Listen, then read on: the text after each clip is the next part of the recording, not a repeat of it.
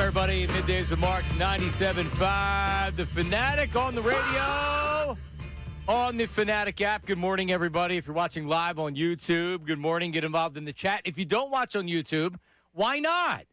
Maybe when you work from home on Thursdays and Fridays, maybe just sneak us in at your desk. Maybe you don't have a job, which is even better. But watch us on YouTube. Make sure you subscribe to 97.5 The Fanatic. As we say good morning, in for our producer.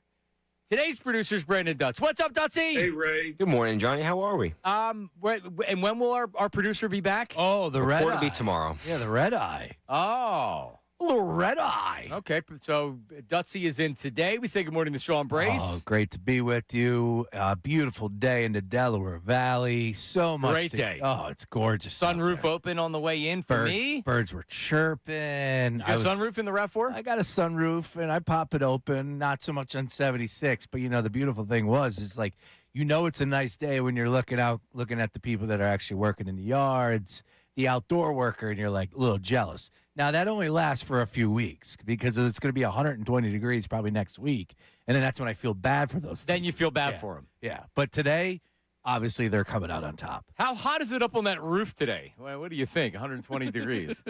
There you go. So last night, we talked about this yesterday, which I thought was good timing, because last night, Rap Sheet comes off the top rope talking about the Eagles and A.J. Brown and the June 1st and will happen June 2nd. And a lot of people thought that there were already a deal done and there was a wink, wink, nod, nod, handshake agreement.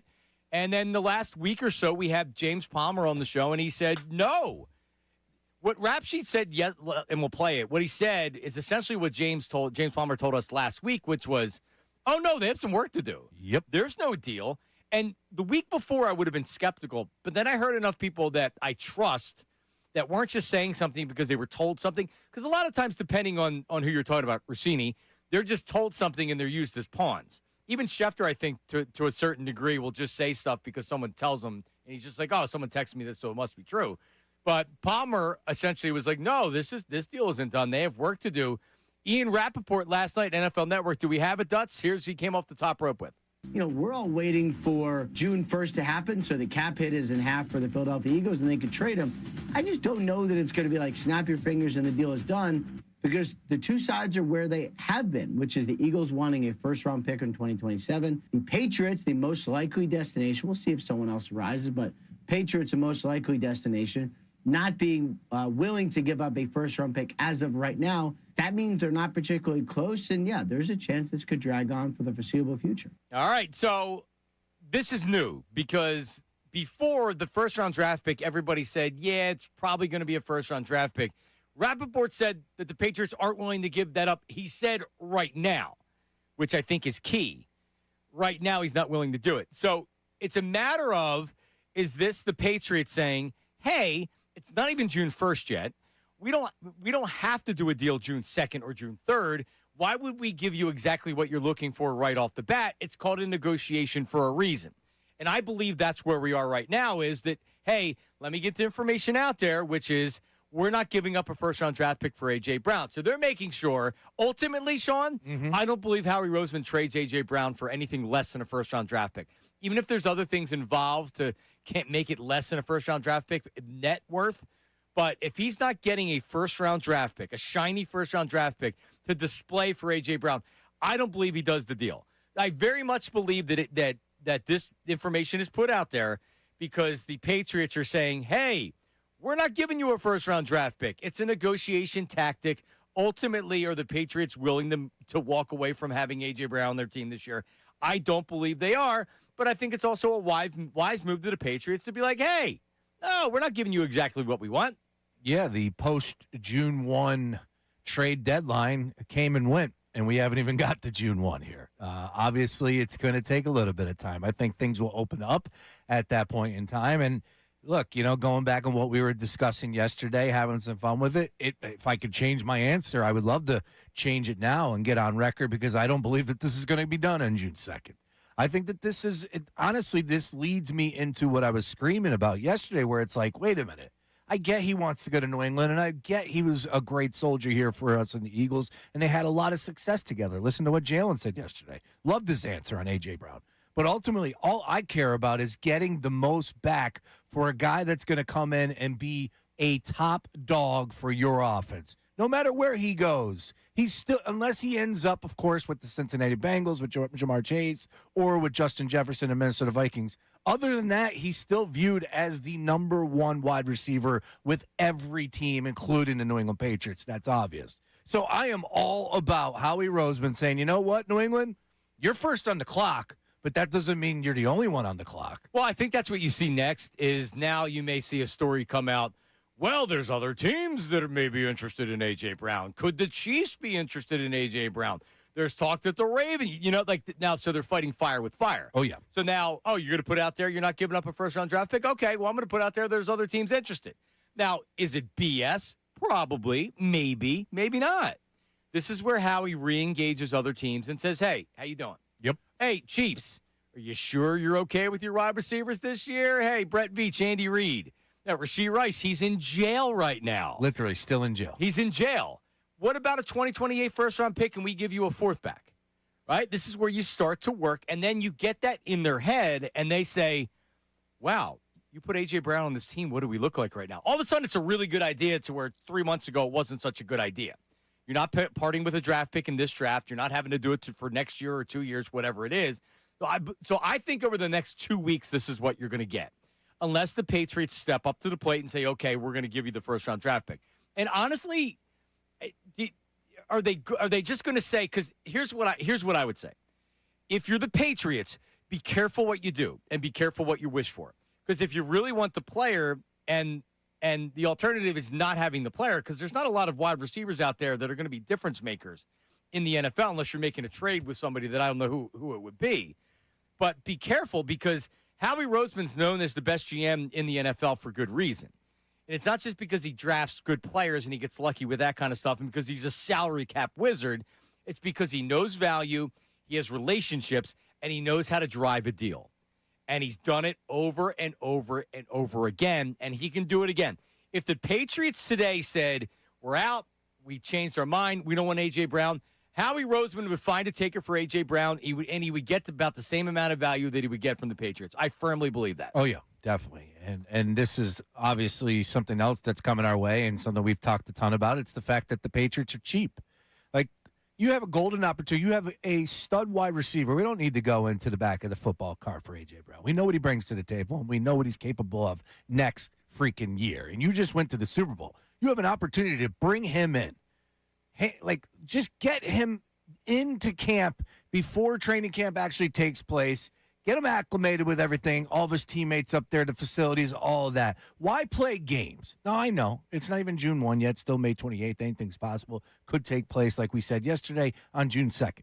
However, at this point in time, I got to look at the ball's back in the Patriots' court. It's like, wait a minute. You have an opportunity to get A.J. Brown. Do it.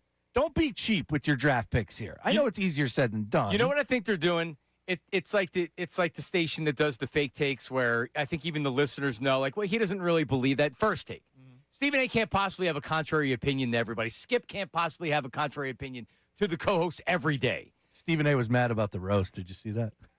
Go figure. Go figure. The thinnest skin guy for having that. He was mad about it. Kevin Hart roast joke. How he dishes it out, and he's such a big baby. Oh, I was dying. He's at the that. worst. Yeah. But that's honestly what I think's happening right now. Which is you're getting the Patriots that are kind of like. But all I'm saying is be careful.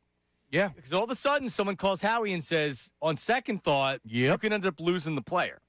Look, anything's possible when it comes to guys that are at camp. Injuries, hamstring. Guy just got arrested 2 days ago. Rashee Rice is in jail right now. Strange things happen. That's one of the beautiful things about the NFL is you can't predict it. Here's something for the text line, the voice text on the Davis Honda text line, and the phone lines at 610-632-0975. Middays Marks, Brace, Dutz, 610-632-0975. Your reaction if Howie Roseman takes less than a first-round draft pick? I can't imagine he does it, but if there's nothing else out there, which is possible, and the Patriots say we're not bidding against ourselves, reaction if they don't get a first-round draft pick. Do you keep them? A lot of people out there would say, oh, you don't trade them for that. It's a tough spot because the Eagles have the leverage because they have the player. The Patriots have the leverage because they drafted a wide receiver in the first round and they traded for a receiver and they signed a bunch of receivers. It's a very crowded room, as they say, Sean. That's right. All right, coming up next, Jalen Hurts and Saquon, they talked about A.J. Brown, but also Jalen Hurts, unintentionally, did he put a bullseye on Nick Sirianni's back? Boom, boom, boom. Sean Bray says yes, and I didn't hear it until he brought it up this morning. I'm like, wow, that's really interesting. Wait till you hear this. That's coming up next. Middays and Marks, 97.5 The Fanatic. John, why should Unfiltered be on everyone's dial when they're driving home? Are you kidding me? I'm on the Schuylkill Expressway in traffic.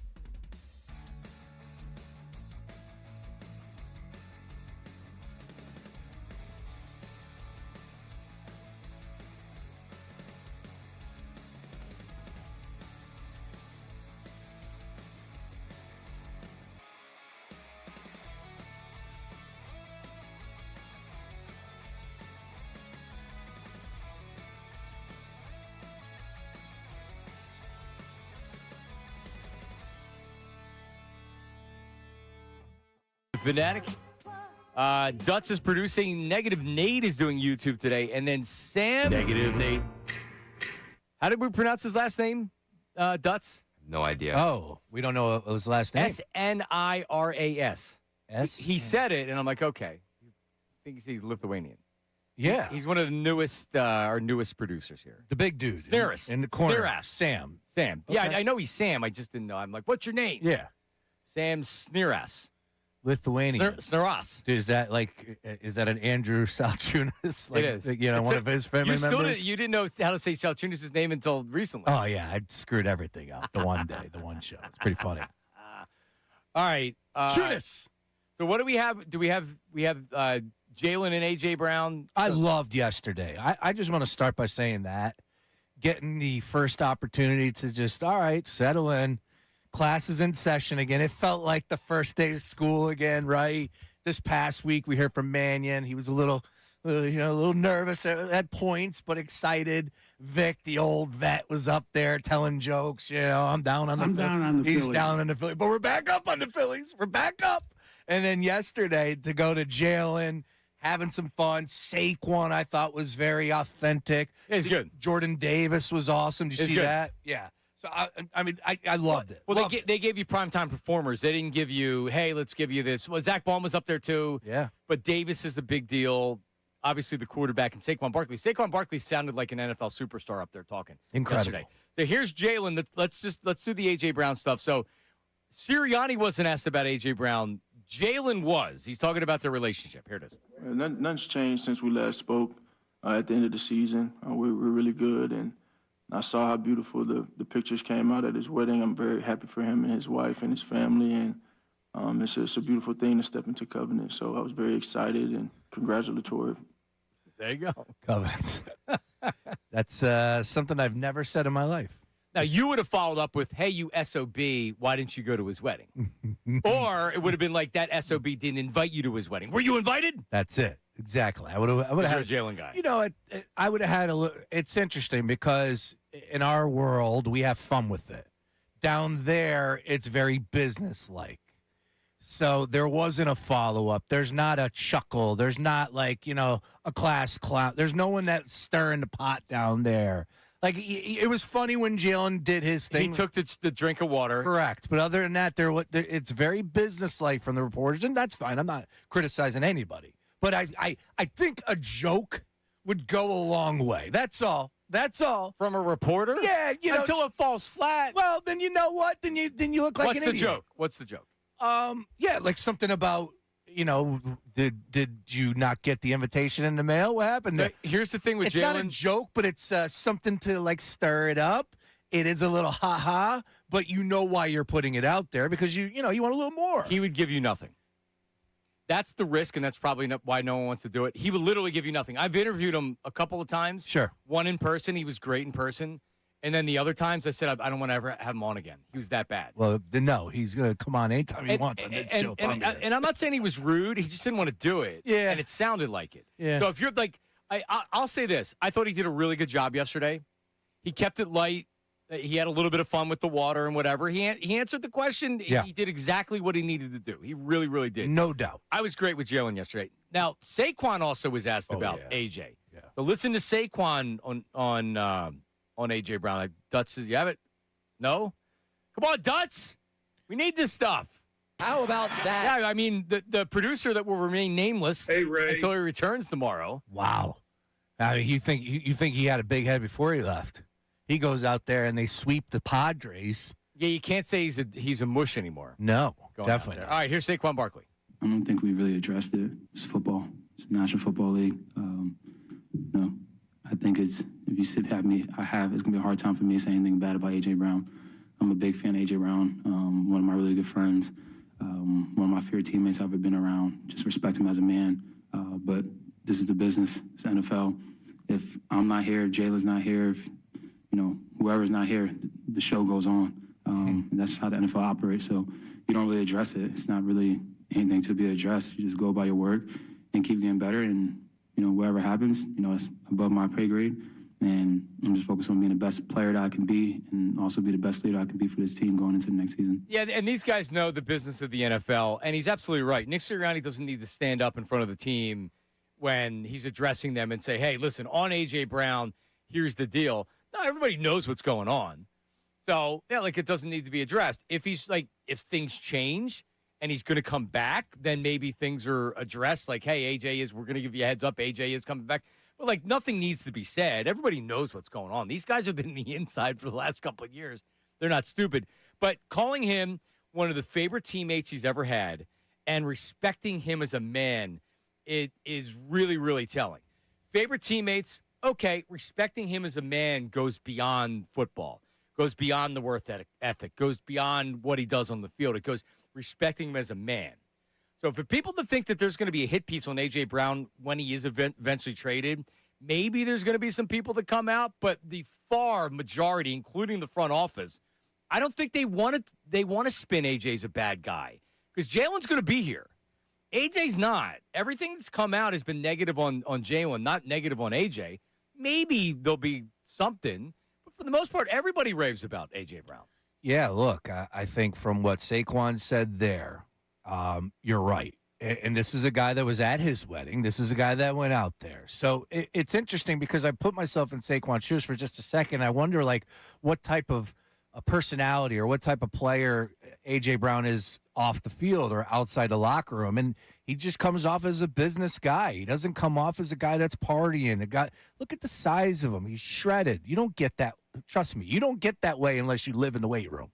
A.J. Brown lives in the weight room. You could see it. So, like, he is what you see, what you get type of guy. At the end of the day, though, I am wondering, like, are we ever going to get that definitive answer of, like, this is what happened? This is when it went south. I just don't think we're ever going to get that. So I don't think we're going to get that juicy. I don't think there's a moment. Yeah, I just think it's, you know what? It ran its course. AJ thinks he can do better in another situation. So be it. He had a lot of success here. It's time to move on. He wants something new in life. That's all.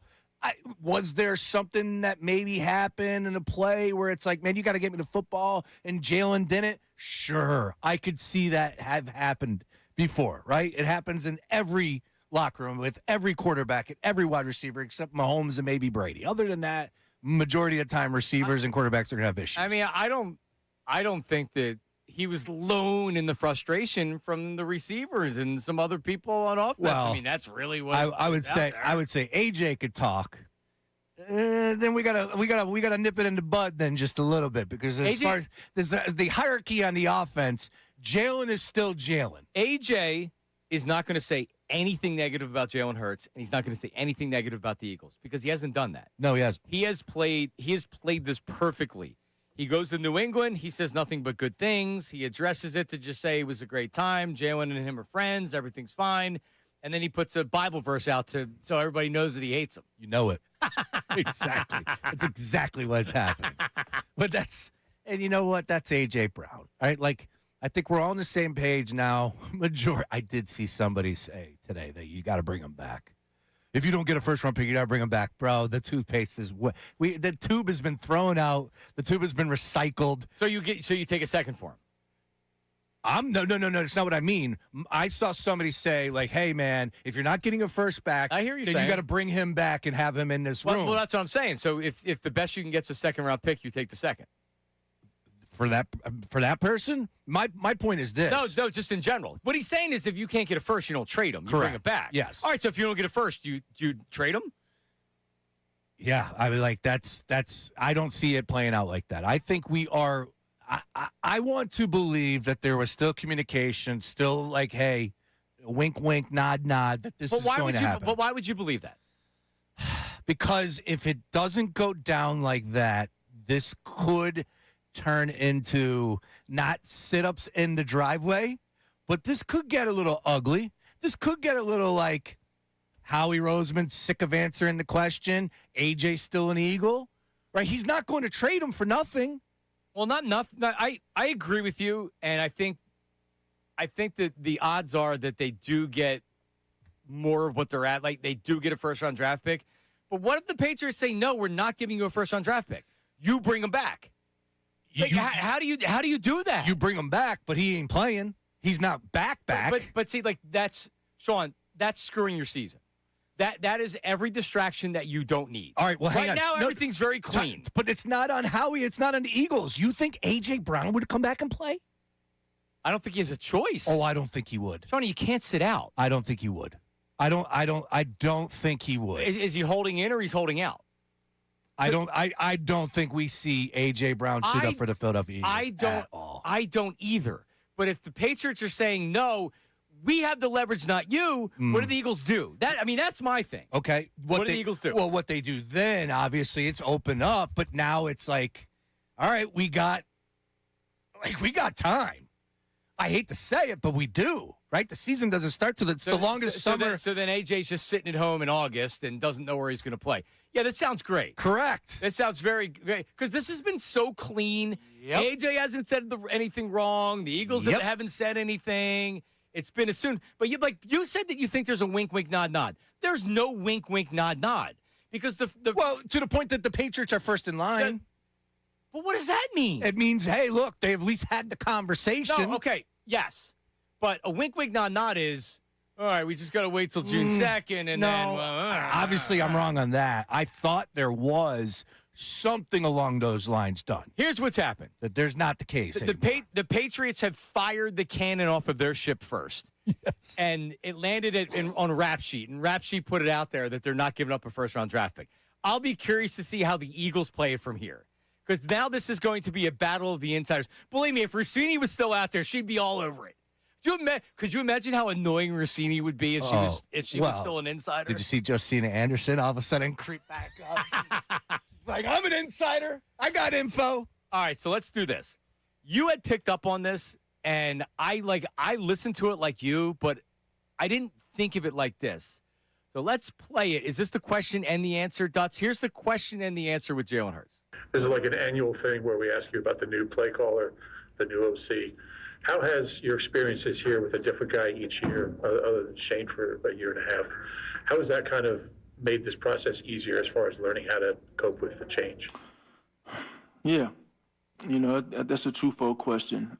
I mean, my process it hasn't changed, since college. It hasn't changed at all. I learn as much as I can, build with the coach and what his direction is, what his vision is, ask the right questions. I mean, it's been the same exact process, and I've learned a lot on that journey.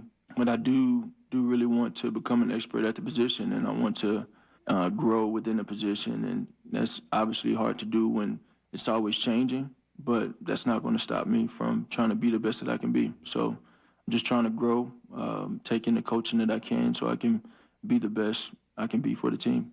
All right, so I heard that, and I'm like, he's giving you Jalen speak and blah, blah, blah. You heard it differently. Yes, I did. What did you hear? Well, again, it comes back to the fact that we are now 11 offensive coordinators in 11 years for Jalen Hurts.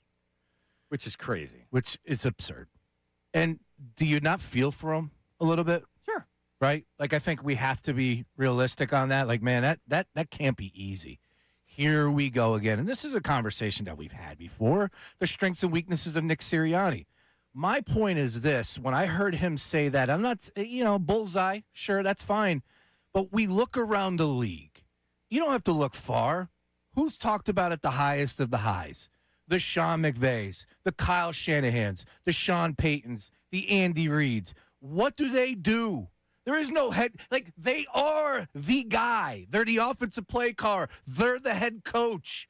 Like, I that's what I think Jalen is saying. Like, hey, man, this is what we got to do year in and year out until we fix that issue. And guess what? I get it. It's a good problem to have because if you do win games, obviously Nick Sirianni, he's doing great, and you're going to lose your guy. That's fine. But in Jalen's perspective, he's trying to be a perfectionist. He's trying to just obviously destroy the position of playing the quarterback at the NFL level.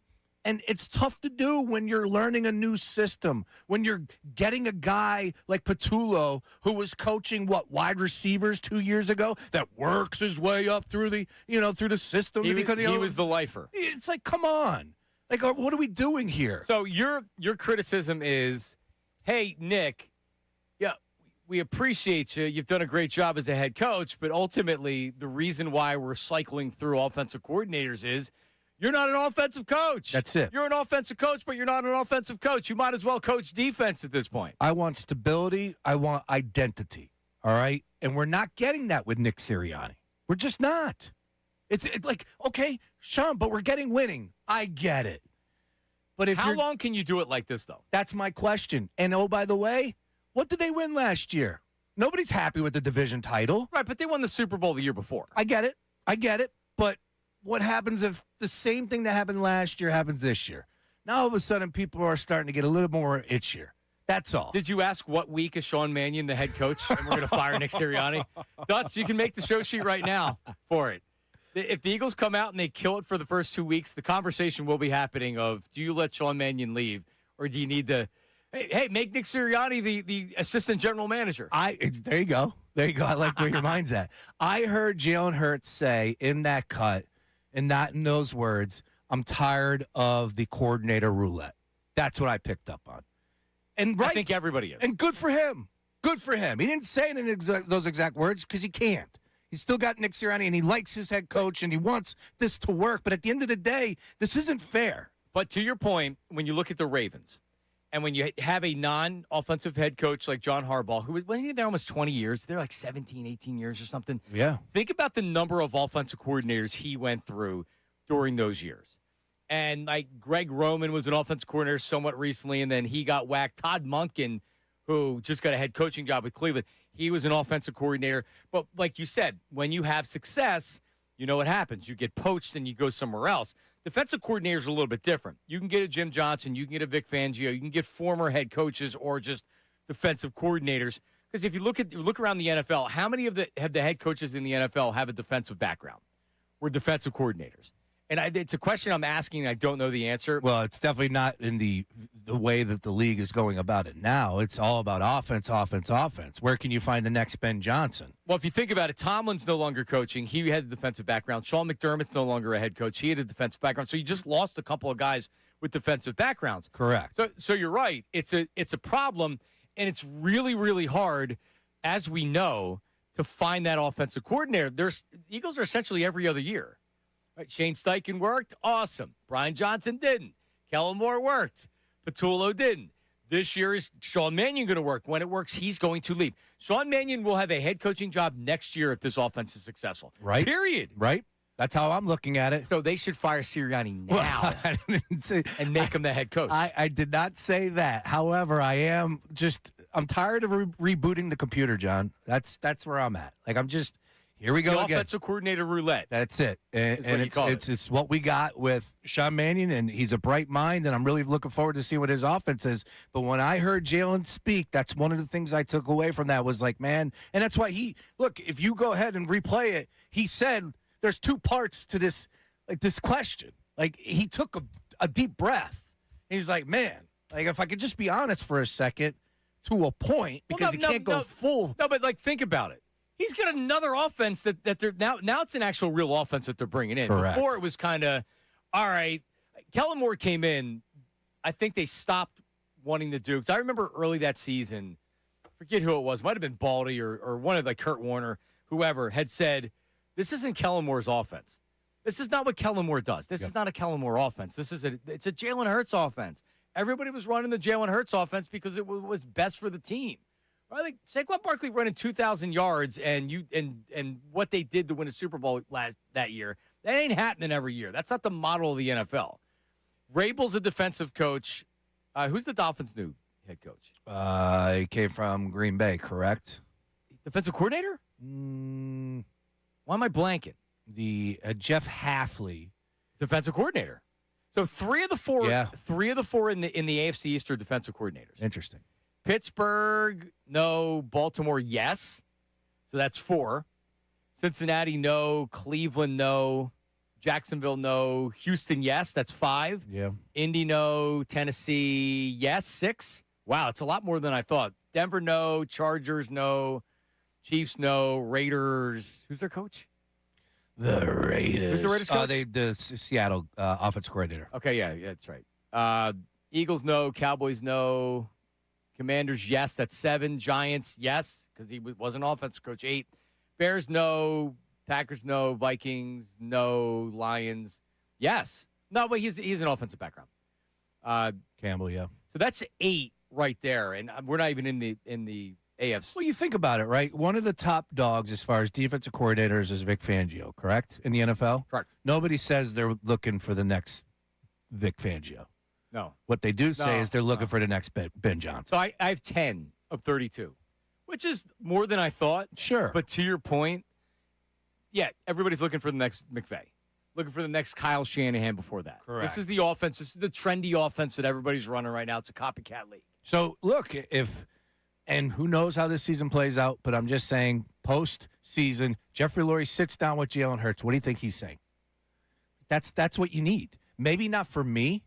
Maybe it's Jeffrey Lurie's son. What's his name that is taking over? Julian. There you go. Maybe it's Julian and Jalen postseason. He goes, hey, Julian, maybe it's not for me, but in your best interest for this organization moving forward, you need somebody that does it all. as a head coach, not just a guy that's able to, be great in the locker room, players coach, has some pluses, few flaws. No, you need the guy that calls the plays and can be that locker room guy. But it's worked.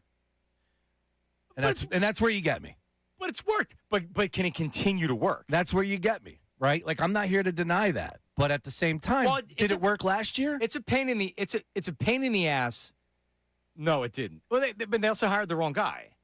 But correct. No, it didn't. No, it didn't, and it didn't work with Brian Johnson. No, it's every other year. Yep. And it is because and here's the other thing, and here's the thing that bothers me because Sirianni's he's in my bio now. I'm a Sirianni guy. I put it in my bio.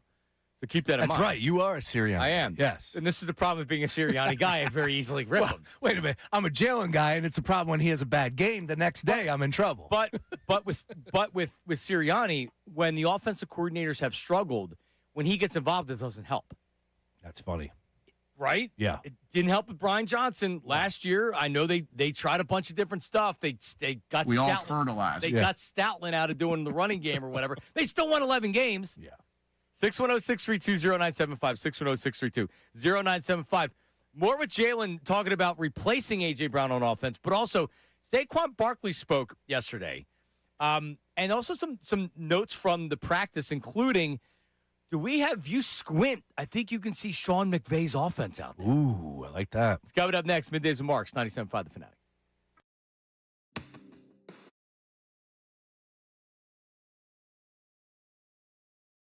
What is their biggest strengths and weaknesses? Let's talk about it.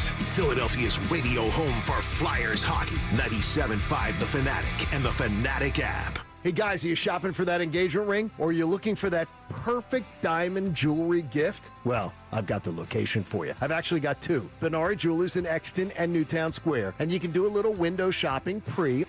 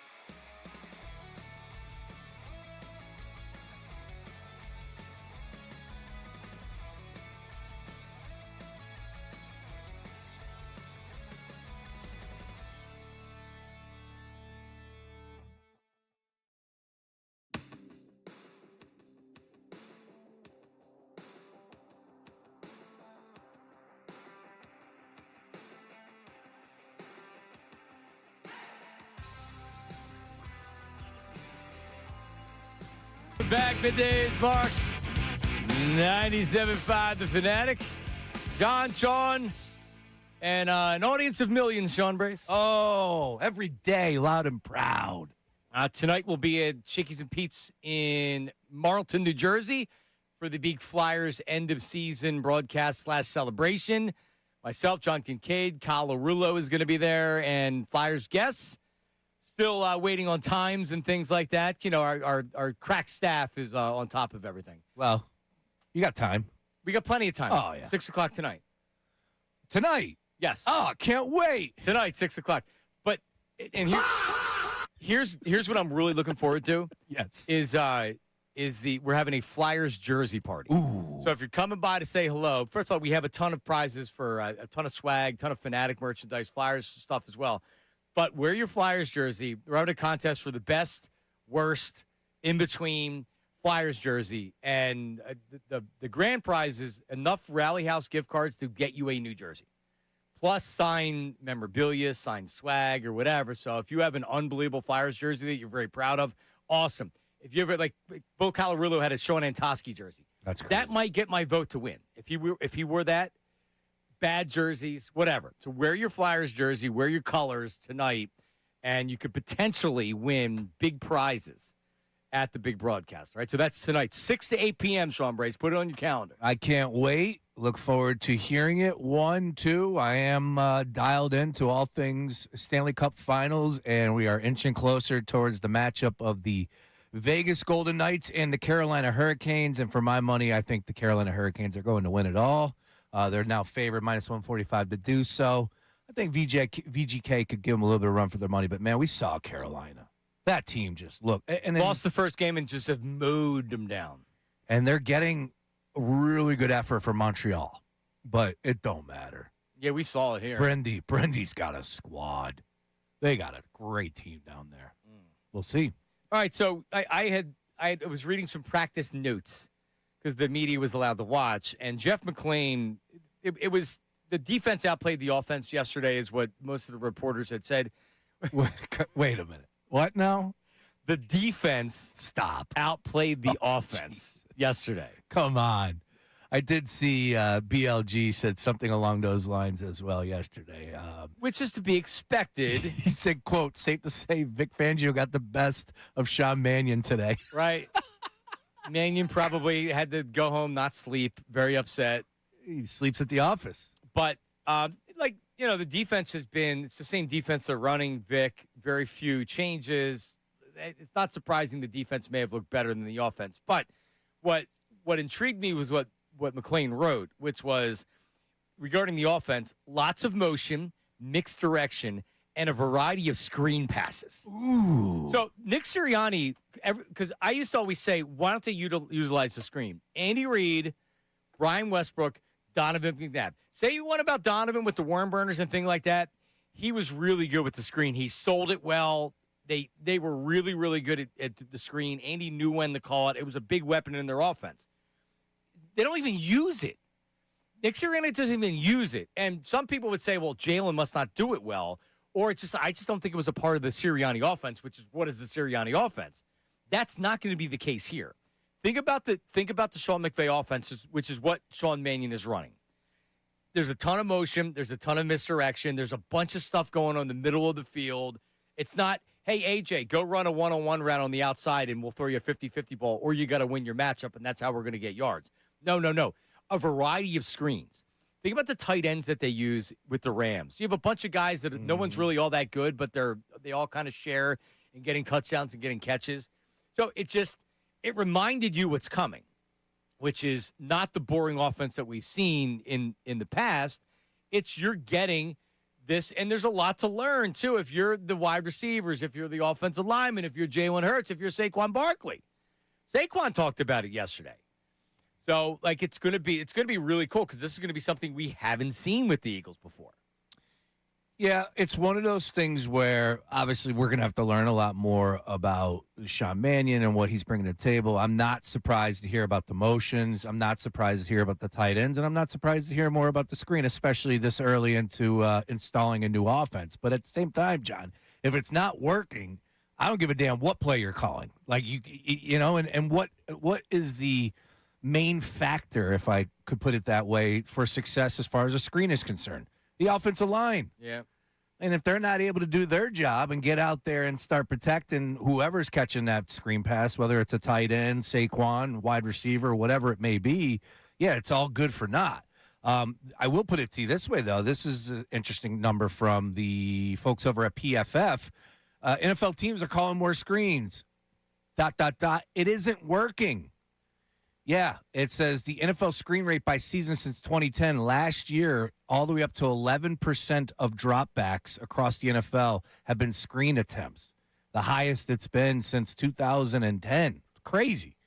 So we'll see. Look, if it works, great. If it doesn't work, then it's on to the next. This offensive line, it's got to return to form. Like, I don't think I'm saying anything that nobody would disagree with, right? Of course. It's got to return to form. Saquon is still a huge piece to the puzzle. You want to run the football. If you're going to do screen passes, that offensive line has to lead the charge. Well, the Eagles have won 2 Super Bowls. What was the strength of their team? Wow. Offensive line, defensive line. Both years. Yeah, definitely. They need it. Yep. But last year was the problem with the team. Offensive line was banged up and ineffective. Yeah, they need to be healthy. Lane Johnson can't play 9 games. Jordan Mailata played. Man, he was walking around on one foot, on one leg a lot of the season. Landon Dixon was banged up. Cam Jurgens was banged up. So, to your point, and it's amazing they won 11 games with all those things happening because Saquon couldn't run the ball. Yep. The passing offense wasn't very good. How did they win 11 games last year? It's pretty crazy. You think about it, how many times that Jalen threw under 200 yards in the game? 10 out of 16 times that he played last year. They started that game, including playoffs. Yeah, I'm excited, though, because I love the fact that you're giving us motion. I think that you're doing yourself a disservice if you don't do it. For whatever reason it was, the Eagles went away from the motions. You look at the Rams and how just elaborate their schemes are. Puka will literally run across the field 2 different times and then cut up in between the A gap, like just to get open. Yeah, that's what I want you to do. Be creative. Be innovative. Let's go. Have some fun out there. Don't be calling hitches all damn game like Patullo. Hell no. Patullo. More and more, I'm getting fired up about him working his way up because that was intriguing to me yesterday. The way that Sean Mannion answered that question, or Jalen Hurts answered the question about learning a new system, and then when you had Patullo coming up and all of a sudden he's calling the plays, you could go back and contrast the answer, John. Obviously, there was one of them that he was a little bit more excited to talk about than the other, and it was just the fact that Patullo was handed the keys to the car because he was the next man up. So I'm not doing a good enough job. That was a bad job. Here's Saquon talking about working with Sean Mannion. Listen. I'm excited to work with him. I think he's been doing a really good job. He's super smart. He works really hard. Not only him, but all the offensive staff, especially new guys. And right now, we're just working on building the foundation, and it's been fun so far. There you go. I like that. Yeah, I want to give a plug to Anthony DeBonia, who does a great job covering the Eagles, and he put that out where he was like, listen to the answer. Well, you know what? I'll dig up both of those clips. I'll get those. We'll play those a little bit coming up in the next hour. The answer, day 1, Jalen Hurts on Patullo. The answer, Jalen Hurts, day 1 on Sean Mannion. And you could just hear You can tell the difference. You could tell the difference. Well, you're talking about a guy that's going to be a head coach and is an offensive genius. He played the game and he's 32. And you're talking about a guy in his late 40s that no one even considered being an offensive coordinator. He worked his way up the totem pole because guys probably like him, and Nick Sirianni liked him. It's an old boys network, and he was the next guy there. And he looked like it. You're not wrong. All right, coming up next, do we realize what we're witnessing with Chris Sanchez right now? Oof.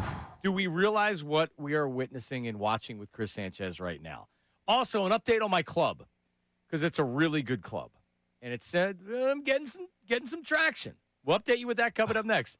Middays with Marks, 97.5 The Fanatic. Now on 97.5 The Fanatic Sports Update. A new record for Sanchez. I'm Brandon Dutz, and the Phillies started the West Coast trip off right, sweeping the Padres, with Christopher Sanchez setting a new franchise record. The Star left-hander now holds the record for the most consecutive scoreless innings at 44 2/3, breaking Grover Cleveland Alexander's record of 41. Sanchez is the first pitcher in baseball's modern era to go a whole calendar month without giving up one single run or having 40 or more strikeouts. The Union and head coach Bradley Carnell parted ways yesterday amid the team's slow start, having just 7 points in 15 matches. OTAs continue for the Birds up until June 4th, and yesterday players spoke to the media, including Saquon Barkley. When asked about the A.J. Brown situation, here's what he had to say. I don't think we really addressed it. It's football. It's the National Football League. I'm a big fan of A.J. Brown, one of my really good friends, one of my favorite teammates I've ever been around. Just respect him as a man. If I'm not here, if Jalen's not here, if whoever's not here, the show goes on. We'll keep you updated with the latest as June 1st creeps up on Monday. And the Hurricanes dominated the Canadiens last night, taking a commanding 3-1 series lead as the winner of that one awaits the Golden Knights in the finals. This update is sponsored by the ReamTeam.com. Unbeatable savings are on now with 0% for 60 months with approved credit on select Air Ream conditioners. Hurry to ReamTeam.com and lock in your savings today. I'm Brandon Dutz on the home of the 76ers, Flyers, and Union, 97.5 The Fanatic and the Fanatic app.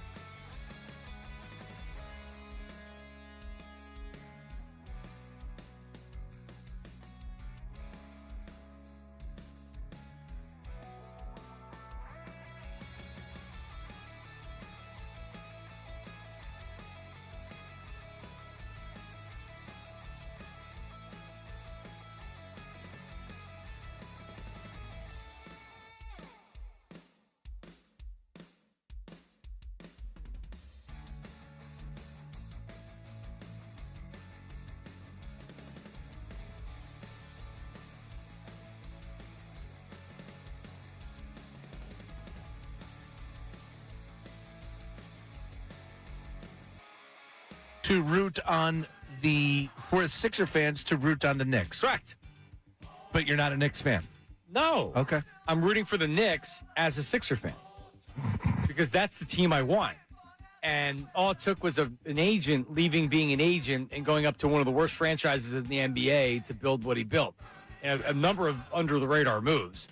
I mean, a couple of great trades. They signed Brunson. It's not like, that wasn't even a max contract. Like, do I like the Spurs? Yeah, I like the Spurs. Do I like OKC? I don't know if I need them winning 2 in a row. I definitely don't. I like to see the Spurs win. They're not going to. I am not rooting for the OKC over the Knicks. I'm not. You would root for the Knicks over OKC. Sixers fans for the Knicks. That's right. I want to be a Knicks fan. Yesterday. I'm rooting for the Knicks. Yeah. You're a Knicks fan? It's playing it again, Dutz. I'm a 76. Yeah. Right down. Yeah. I'm not a Knicks fan. I'm not. And we're back. Middays with Marks. John Marks, Sean Brace. Our producers in San Diego. We might talk to him in a second. Hey, Ray. Dutz is in. But just to be clear, because there are people joining my club, including, I got one guy. Yeah, one guy on Facebook. Yeah, you got one guy. Yeah. Check Instagram. There's 4. You got a fan club on Instagram, all right. They ain't trying to join, though. No, I can't find who. Greg. Yeah, there you go, Greg. Hi, Greg. Yeah, Greg. Greg, I can't pronounce the last name. Greg's in the club with me.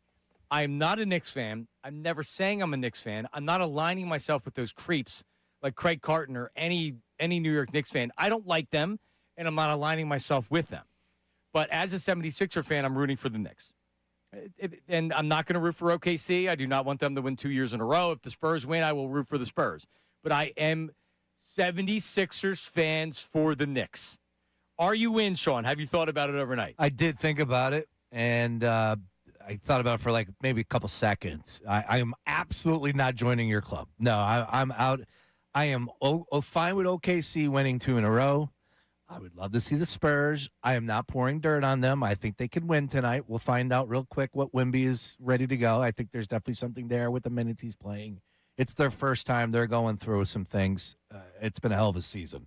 I won't be shocked if it's Oklahoma City and the New York Knicks. And you know what? If it is, I think that's probably going to give us our best series from an NBA fan perspective. Right.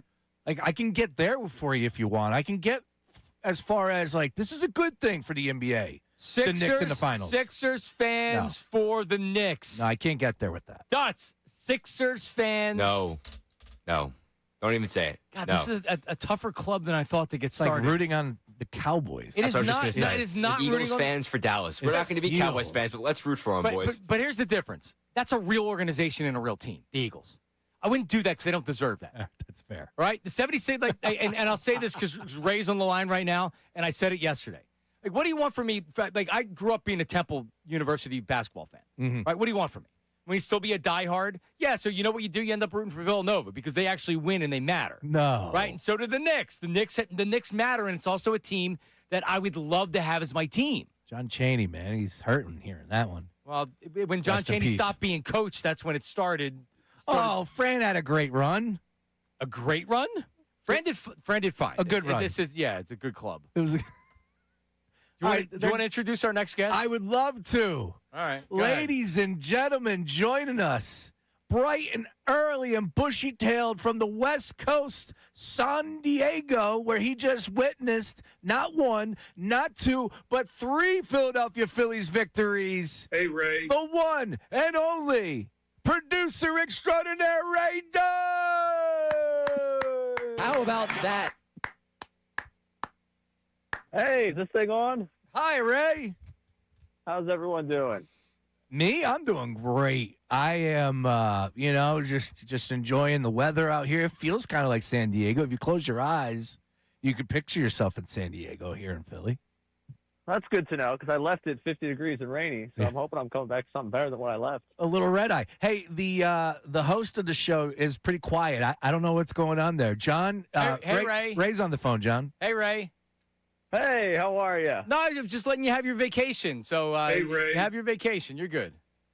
Oh, okay. Got it. I appreciate it. How about that? All right, man. When are you back? Tomorrow, taking the red eye. So I got about 12 hours left in this beautiful palm tree paradise. And then, 9:55 tonight I get on that plane. Or I guess we take off. I probably get on 9:15. I'm surprised. And then, I'm surprised you're awake, right? Because the other morning we woke you up because we called you so early. I'm surprised you're awake. What's it? well, yeah, the people I was out here staying with had a 9 o'clock flight this morning, so there was a lot of movement around the Verbo. So I had no choice really but to wake up and Are you check in with you are you guys. displaced? In other words, did you have to check out of the Verbo and now you're like walking around until your flight? No, not yet. I got to check it out at 11, but two people are going to L.A., and they still have their hotel through today. So I'm going to throw all my stuff in their hotel. I'll start moving around. I don't know what we're doing today, honestly. I'm kind of tired. This is a marathon. A lot of winning. A lot of winning right now, Ray. Winning. Yeah. No, so much winning. We're getting tired of the winning out here. 6-0 lifetime at Petco Park. No big deal to me, but some are saying. Hey, Ray. Well, we can't call you a jinx, Ray. That's for sure. Nice work. Nice work. No, I've seen 5 straight wins. I'm over 500 for the season. I mean, I know the Kevin Findelco types don't love to hear that stuff, but I'm kind of rolling right now. Oof. All right. Stay hot, man. All right. Petrilli said you big timed him and you didn't meet up with him. Yeah, what's up with that, Ray? So Petrilli sent me a screenshot of a green text message that had no other messages near it with the contact that just said Ray and no lettering. It could not have looked more like a fake text message if I ever tried for one. But even in the idea that he did, he knows I have an iPhone. If it pops up green and never said delivered, doesn't the guy know that in today's day and age, In this that day and text age. never got to me? Yeah. No, you're right. Petrilli's got to connect the dots on that one. I agree. All right. I agree. mean, it's just tough to see. I wanted to see the guy out here. I was like, I guess he's not going to reach out because he's having too much fun with his friends. Reaching out. Give me a highlight, Ray. Come on, man. We want to live through you. Ray, between you and I, how the ladies doing out there? I mean, it's San Diego, dude. I was walking around Encinitas, and it was like 1,000 influencers, and I was like, they could sell me anything. My TikTok feed's now just a bunch of blondes from Southern California. It's insane.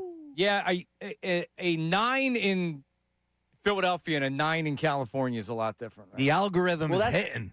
Yep. That's the issue for me, because when you're good looking in Philadelphia, it doesn't do so much for you out here in San Diego. I've been humbled very, very, yeah, very much so on this trip. If you moved to the West Coast, you would have to look different. Get a little bit better shape, shave the hair off your body. Well, yeah. Yeah, You'd have a reason to. That's it. Right. Yeah.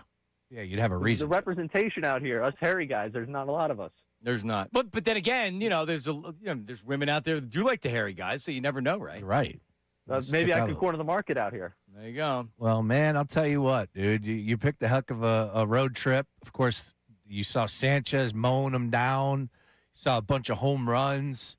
You saw Phillies baseball, good starting pitching, a couple hits, get a victory, and we move on. But that was a sweep that was obviously much needed, man. And I was just upset I missed the whole Kyle Schwarber leadoff conversation. That was, I really was disappointed that happened while I was gone. I was really looking forward to replaying the hits of the last 4 years with Schwarber leading off. yeah, to be honest with you, that one I think really escaped because it was a late night. It was a 9 o'clock start. Yeah. So we didn't really address it. And We they didn't- won. And they won, so we didn't really get into it. But, it's middle of or it's the end of May, so if you're going to tinker with the lineup, sure. Like, Well, no I one's- think what we said was I like that Mattingly's moving guys around. Yeah. And not just we're gonna have Trey Turner batting leadoff even though he sucks. And no, so I mean, all in all, it was a very successful series in San Diego. And Ray, we will have you back tomorrow, coming off a red eye. Wow. So that should be a fun show. Should be some sort of version of me. So looking forward to it, guys. I missed you. Oh, Ray. Missed you too, Called me buddy. at 8 in the morning after a night where I was out till all hours. Didn't really go so well. But other than that, Yeah, you came off as being a little bitchy. I've been talking about you with everybody. I heard you big timed us. Again, it's one of those things where it's lost in translation. Like if somebody, I tell people all the time, don't get mad at a text because you have no idea what they're really saying. Words are words. You don't know the emotions. Sean behind it. defended you. He said he's on vacation. And I said, all right, fine, he's on vacation. Fine. Yeah. Be on vacation. So we let you go on vacation. You don't want to check in. You don't want to give reports. That's fine. Petrilli, very again, willing. You guys were, an hour into me being gone. And Hey, Ray. No, 6 minutes. We called you at 10:06. Yeah, it was first segment. Oh, okay. Yeah. See, like that. I was know, willing to but check in on how Tuesday. about But that? Ray, guess who I'm not calling at 10:06? People that I don't value. People that I don't care that they're gone. So we called you early on, and then you don't answer, which is great. Yeah, I it's great that you didn't answer. I almost didn't want you to. I wanted you to answer like this. What's going on in the background there? Yeah, what do you got going on? Ladies in the room? I'm walking around. Oh, okay. All right. I think I'm taking. Yeah, Well, whatever. Listen, I'm going to hammer you tomorrow, so be ready. You're going to get it. right, Oh, sounds fresh good. off, Look forward off to the it. flight, man. All right, too. buddy. God bless. Have safe travels Talk to you back. soon. All right, there he is, Ray. How about that? Yeah, I don't want to fight with him on the phone. We know what he did. I took one red eye. There is no way I was in any shape or form to come in here and do work. No? No way. And oh, how about that? The time I took the red eye, that was the San Diego trip. Long story short, I got hooked into a trip with Io. And Io says, I got a hookup coming home. All right, cool. So we got cheap tickets. Next thing you know, we were in a standby. We got bumped. Literally, we were the first ones at the airport at like 7 o'clock, 6 o'clock in the morning. We got bumped. Bumped us the whole day. It was one of the worst airport experiences of my life, if not the worst. We ended up taking a red eye from Vegas. That was like the only red eye I've ever taken. I would never take another one ever. Really? Yeah. I love red eyes. Oh, no, man. I was shot. They're the best. I was cooked. I touched down. I'm like, just get me home. Don't you sleep on the flight? Not really. I sleep the whole time. Nothing good. No? Yeah, that was a bad time. All right. Well, there you go. Never trust Io. There's Ray. No, well, I mean, that's for sure. So Io at my buddy's wedding. Io was there, yeah. I'm like, oh, that's right, my buddy Gabe. It's Doesn't surprise me one bit. No, it doesn't either. Everybody knows who we're talking about. Yep. He's like Big Dom. He is like Big Dom of Sean's friends.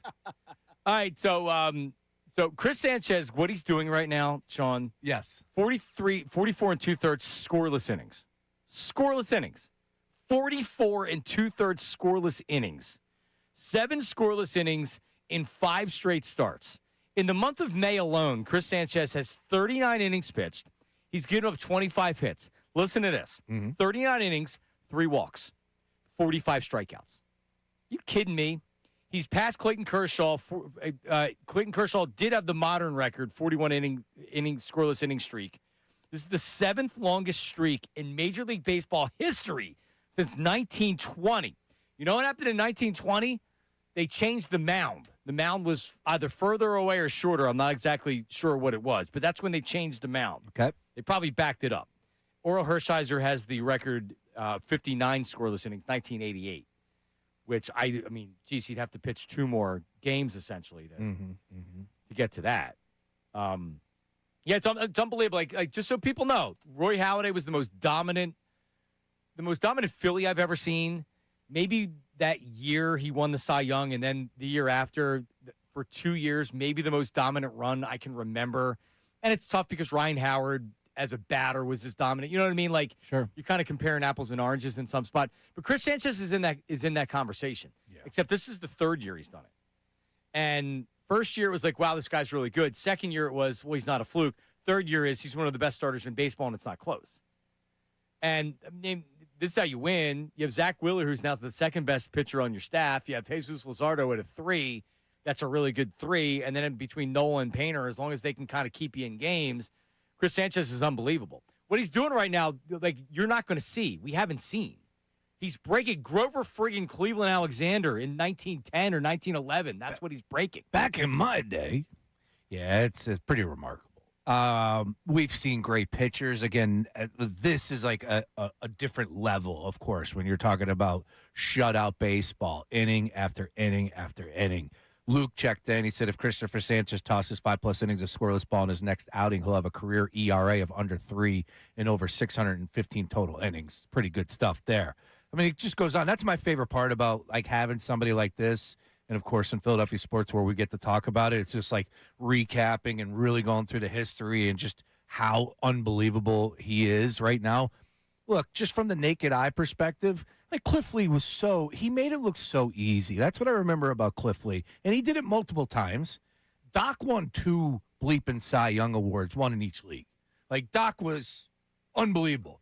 But Doc would make, like, you saw Doc working out there. He didn't mean like he was must watch. Every start that year was like an Eagles game. Those guys. I agree. And the same thing for Cliff Lee for me. Yeah. I mean, Cliff was it was crazy when they first got him. And then when he returned that second time, you're like, what is going on? We're going to see that again. And he was that good. Sanchez is in that world of Cliff Lee for me where he just makes it look way too easy. The fact that he is at this amount of innings pitched with no runs scored, like what else? You can't ask for anything else. So, yesterday, and I was busy, and then I caught 2 innings, and then my daughter had her softball game. But I think I watched. I caught the 6th and the 7th inning, and he had. I know that Tatis led off with a hit in the first inning, and he stranded him at second base. But there was a runner on second, and just to watch him pitch and how he executes, I don't think he ever is in the middle of the strike zone. Everything. There was one at bat in particular, and Dutz, I don't know if you were watching at this point. Even the 2 pitches that were called balls, you could have very easily challenged, and they could have been called strikes. That's how close they were to the corner. And he's throwing changeups. Yep. He's got high velocity on his fastball, and the fastball's not straight. And then he's got that sinker that gets up there in the mid-90s that keeps the guys off balance because he disguises the changeup so well. The dude's got a mean streak. Just when he got out of the 7th inning and he gave the fist pump that we seen where he gets jacked up, man, I was expecting it, and I got what I wanted. The dude is unbelievable. But he is on the corner like no other pitcher I can see that I've seen in a really, really long time. He doesn't play the middle of the plate. When Ranger Suarez is on, he's pitching everything on the corners. And this is with the ABS. This isn't the old days where you can frame a pitch or the umpire's giving him the corner. No, this is a precise strike zone. And the dude's better with a precise strike zone, which is crazy to think. Yeah, it really is. He's pretty incredible. And I think he's got the #1 ERA in baseball at this point in time. The month of May that he just had. Him and the Miz in May are unbelievable. Mizorowski is ridiculous. We talked about that stat yesterday where he threw over 50 57 pitches. of 96 pitches were over 100. Yeah, that's 100 or more. And then look, I know we want to shine a light, and we can't do it enough as far as Sanchez, but you hand it off to your closer, and Duran's closing the games like he is. His stuff is just completely nasty as well because you're talking about a guy that can, ramp it up to 101, and then that sinker. Like I just don't know, and that's why Mizorowski's having the success that he is. I just don't know what you could do as a batter. If somebody can get up there and throw a fastball, hit the corner at 101, and then break your knees with such a sinker or slider, like good luck. Good luck. You're guessing and you're trying to get lucky. Good luck. It's a lot of fun, though, man. That's a really good, of course, they're all good wins, but that's up there. And you got to think that that's going to give them a little bit of juice rolling into this big series against the Dodgers. You only get the Dodgers a few times, so you want to make the most of it. Why not? Why not? You roll into L.A., you just coming off a sweep over the Padres. You got a day off to get away. There's a lot of good things rolling in favor of the Phillies right now. Good place to have a day off. Oh, yeah. Leave San Diego, short ride up to Los Angeles, day off, beautiful weather. You think a couple of guys stay behind? Wanted to meet up with Ray and the boys? No, I think they went to L.A. We'll go to L.A.? I'd go to L.A. Yeah, and get situated. Yeah, you get out of Dodge. And then you have the night in L.A. Night in L.A., go to nice dinner. Or you could hung out with Nick Castellanos. You could. Yeah, you could. Could have. He stinks. He sure does. And the rest of that lineup does, too. So Trey Turner hit a home run again. It was actually a big one in the 9th inning, gave some insurance. Hey, gave Trey. a little bit of breathing room. Yep. But that's his second home run of the series, and that's batting in the 2-hole. Ray had brought it up, swapping Schwarber and Turner. Yeah, you got to get him going. You just can't keep putting him out there leading off, and he stinks. Mm-hmm. But that's one of the biggest problems with the Phillies lineup is the left-handed starters against the right-handed bats, and Trey Turner hasn't been good. But they still have a real need in left field. Sosa started again in left field. Like, you can't have him out there. You can't have him playing left field. So coming up, we'll talk more about the Phillies, but also I may have a short-term solution to the right-handed bat in left field, and I want to know what you think about it. 610-632-0975. That's the Davis Honda text line, voice memos, and phone line. 610-632-0975. Middays with Marks, 97.5 The Fanatic. Now on 97.5 The Fanatic Sports Update. OTAs roll on. I'm Brandon Dutz, and this update is brought to you by thereamteam.com. Unbeatable savings are on now with 0% for 60 months with approved credit on select Rheem air conditioners. Hurry to thereamteam.com and lock in your savings today.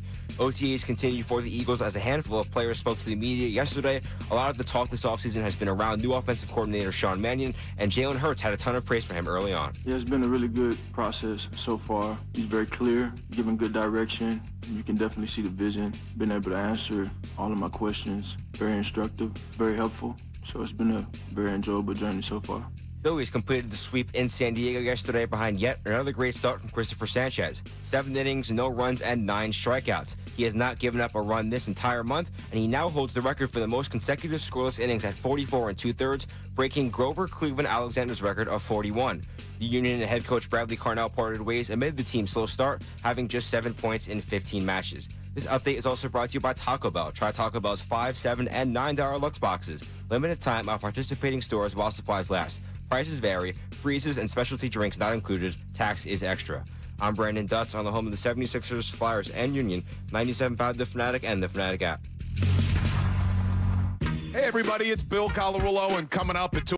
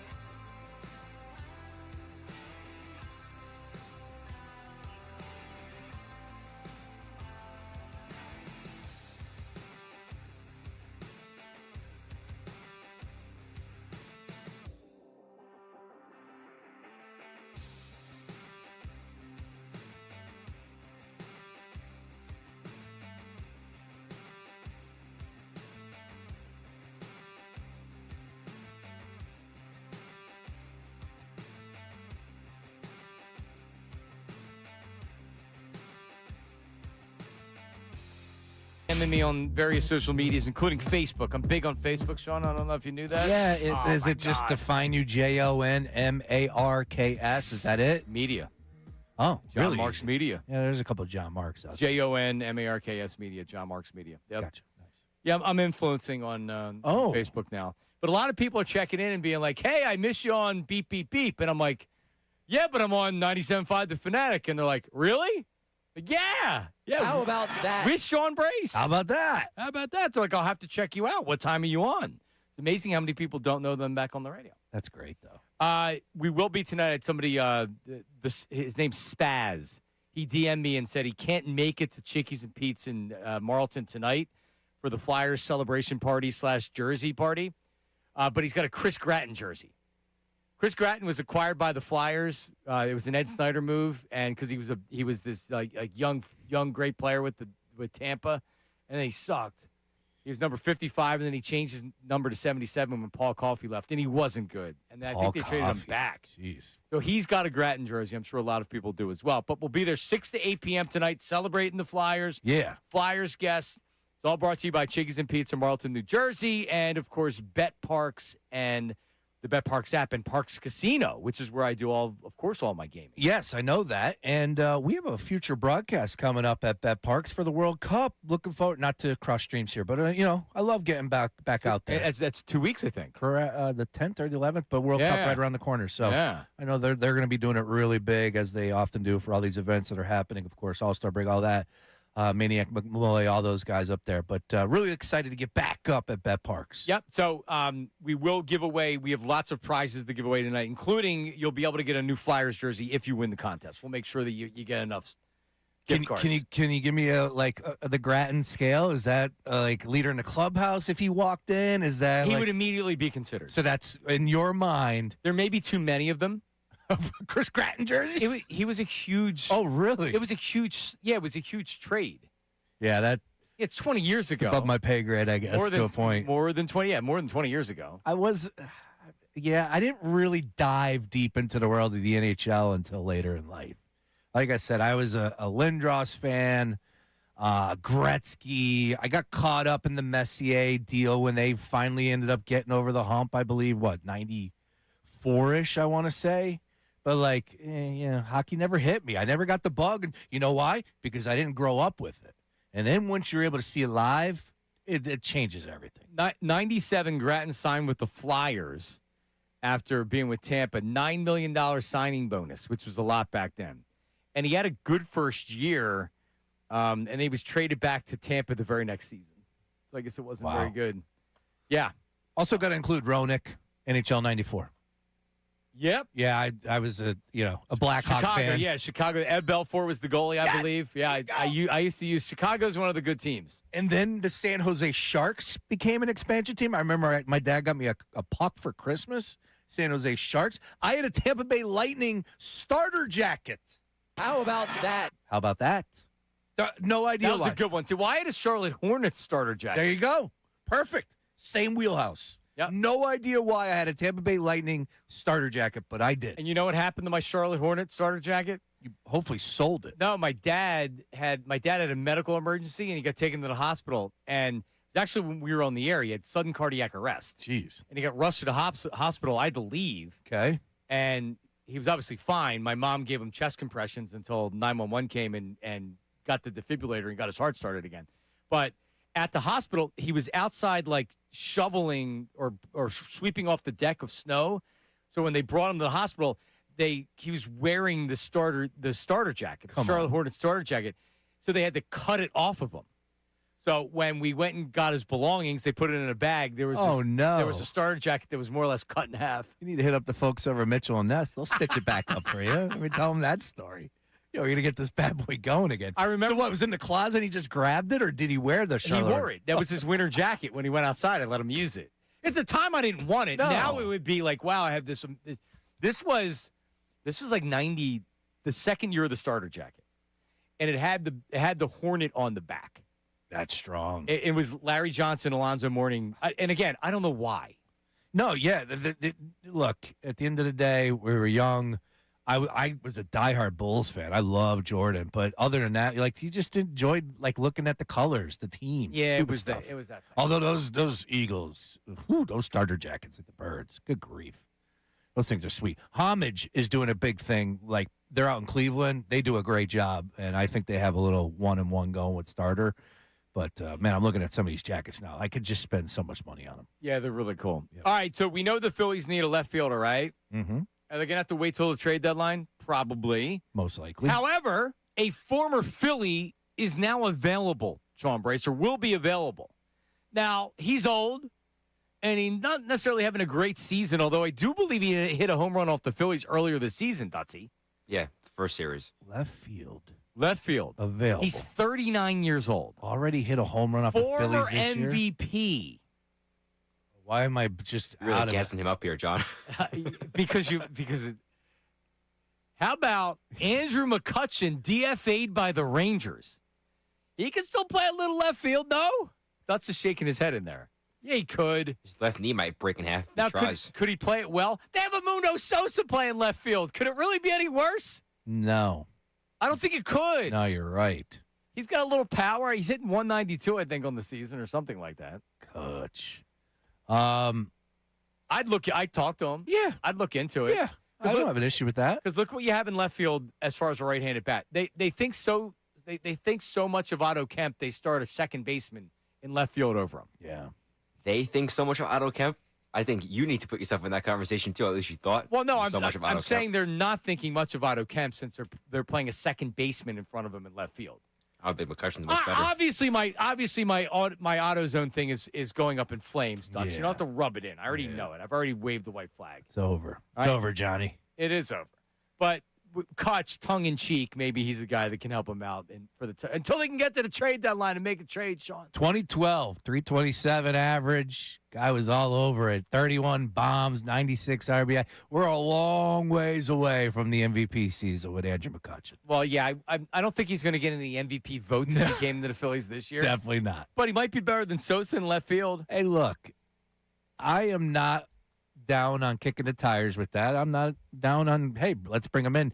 Would that be a deal where you bring him in and you put him to AAA, and if he's able to show his worth a little bit, then you bring him up? Or is this a deal where, hey, he ain't playing in AAA, brother. Either he's on the team or he's not playing. yeah, I don't think he's making the He's team. played 7 games in left and 6 games in right field. So he's played 13 games in the outfield. He's been a DH 23 games. So is he going to be great in left field? He can't be worse than Otto Kemp. No.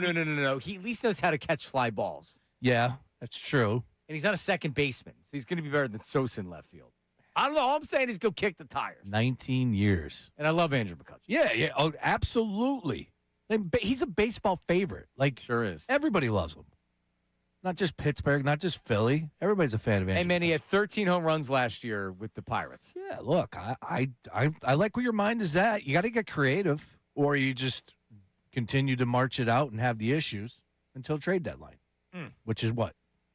When's the trade August deadline? 3rd. Dutz and I were looking it's later than I thought. Everything's later this year. Well, it doesn't mean that you can't make a trade. Just typically, not a lot of trades are made until around the trade deadline. That's a long way away. Somebody told me that this is remember we were talking about this last week.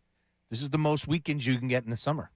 I think 16. Is that correct? So 16? I like summer weekends. Yeah. I'm ready. How about that? All right, coming up, Sean. How about that? You had a Throwback Thursday idea coming up? I did. And it's based off of the T-shirt that I'm wearing for our YouTube chatters out there. I bought this T-shirt for like $4. It's an MTV T-shirt. I want my MTV. So the question I have, John, for everybody out there to get involved, Throwback Thursday. When you think of MTV, what do you think of? What show, video, or VJ comes to your mind first? Wide open. You think of MTV. We want to hear from you. Dutz, do you know what a VJ is? I just asked myself that question. I was like, VJ, what are you talking about? He doesn't think of videos when it comes to MTV. Dutch, who's your favorite, Dan Cortez or Downtown Julie Brown? Neither. I don't know. The only thing I've ever watched on MTV was Jersey Shore. That helps your context. Matt Penfield? He was a Matt Pinfield guy who, by the way, had health issues, but he's back on the radio doing his show. Kurt Loder, somebody check that. We got a lot of people already checking in. All right. Let's go. All right. Get involved. Text line, phone line, Davis on the text line, 610-632-0975. Middays with Marks, 97.5 The Fanatic. The New York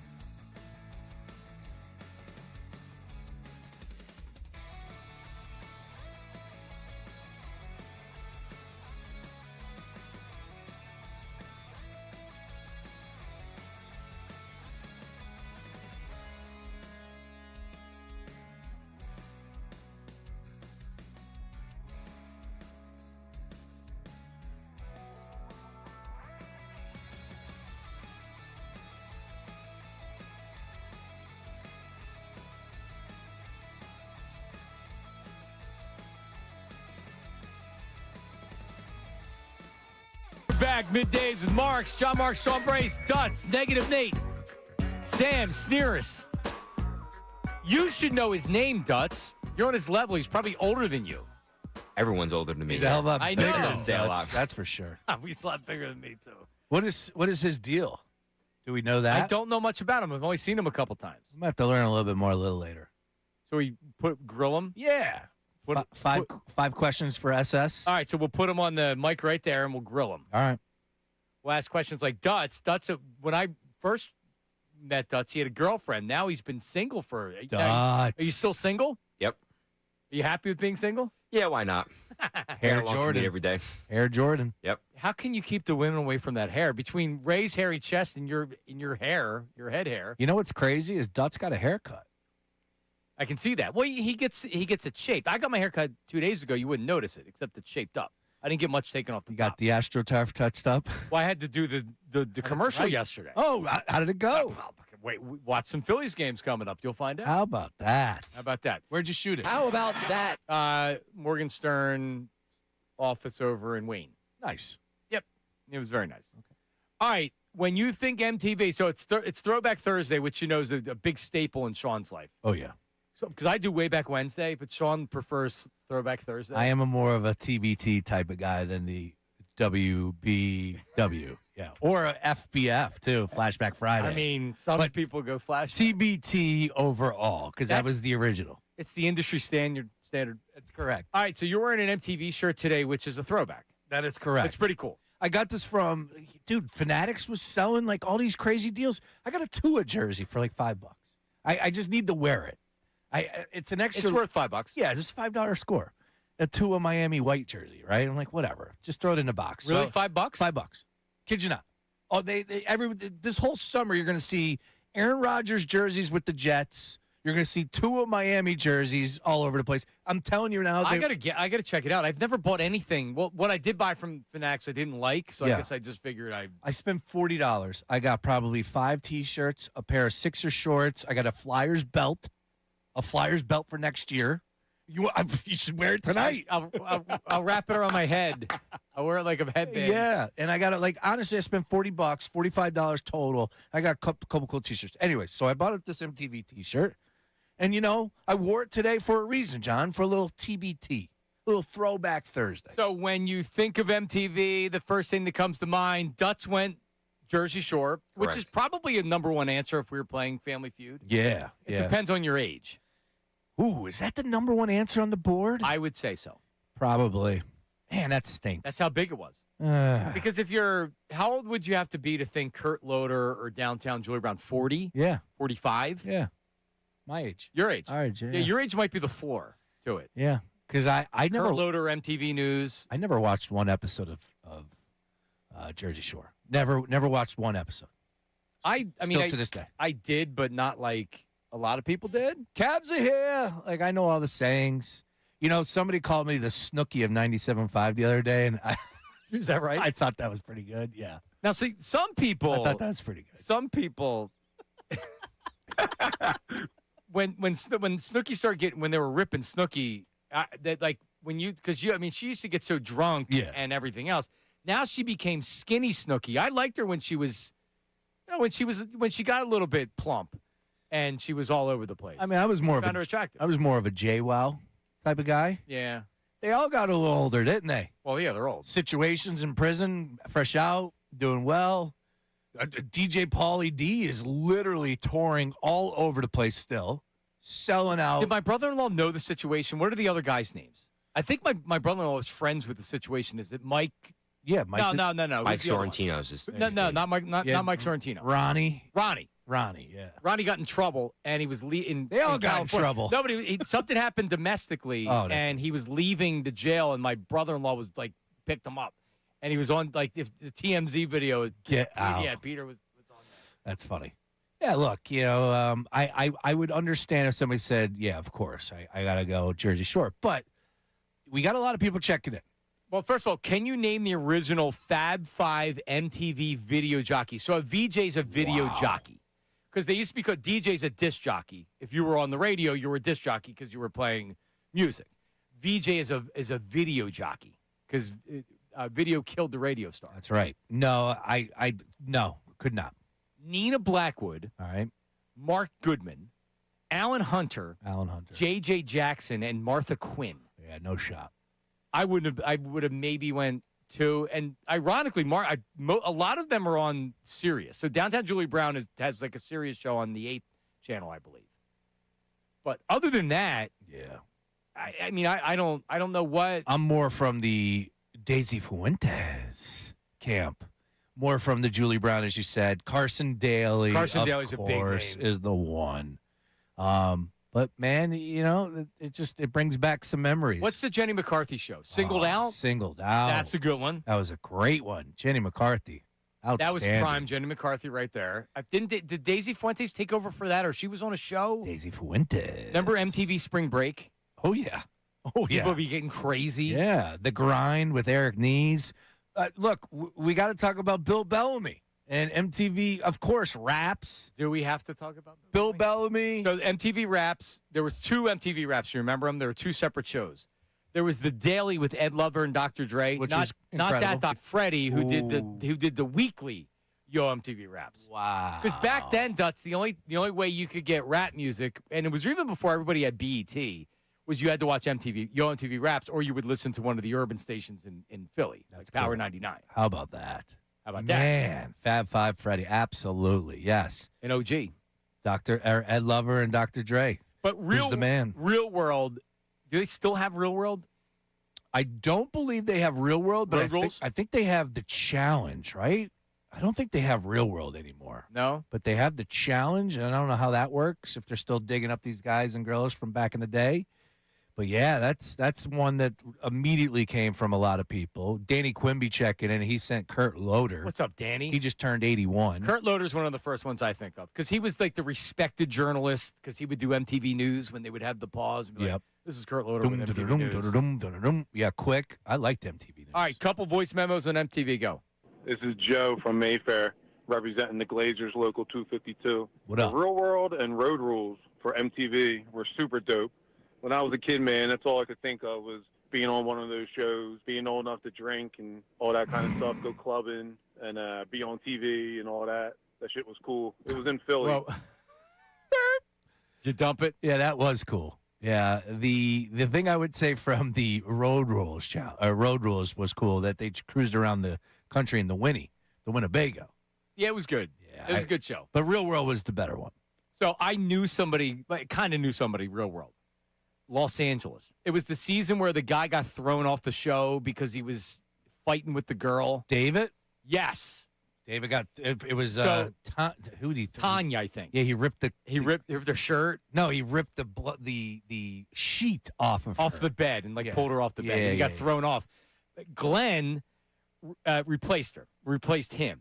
So Glenn worked in the Willow Grove Mall. Get out of here. Yeah, he was in a band. He worked in Willow Grove Mall at the wall. It was wall-to-wall sound and video at the time. This is like 92, maybe 93.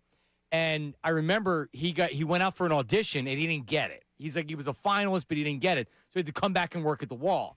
And then one day he came up to the food court because I worked at Luigi's in the food court. And he came up to the food court and he was like, yeah, someone got thrown off the show. I'm going. No way. And dude, it was like the biggest thing ever because at that time, Real World was and we were, as a teenager, it was like the biggest thing ever.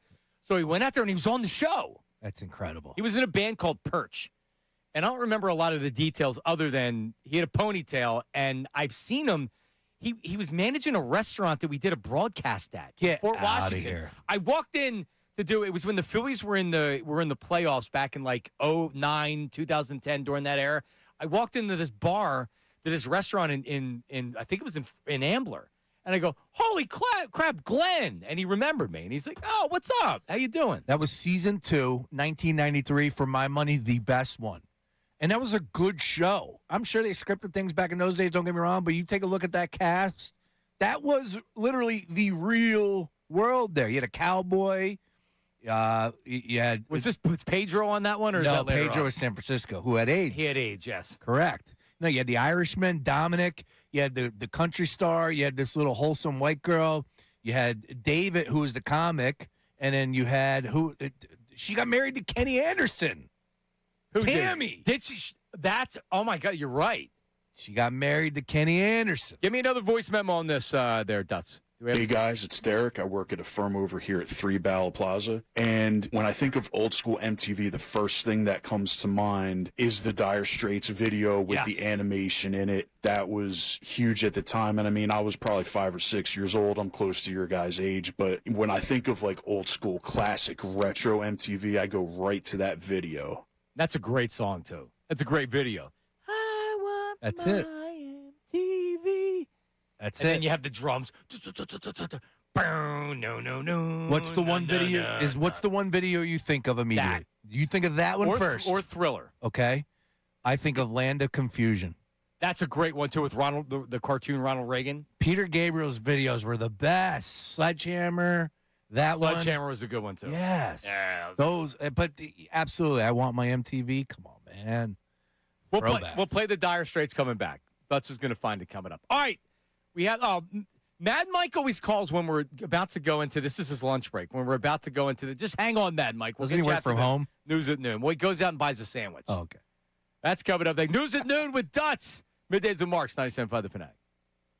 Now on 97.5 The Fanatic Sports Update. A new record for Sanchez. I'm Brandon Dutz, and the Phillies completed the sweep against the Padres with Christopher Sanchez setting a new franchise record. The star left-hander now holds the record for the most consecutive scoreless innings at 44 2/3, breaking Grover Cleveland Alexander's record of 41. Sanchez is the first pitcher in baseball's modern era to go a whole calendar month without giving up a single run and having 40 or more strikeouts.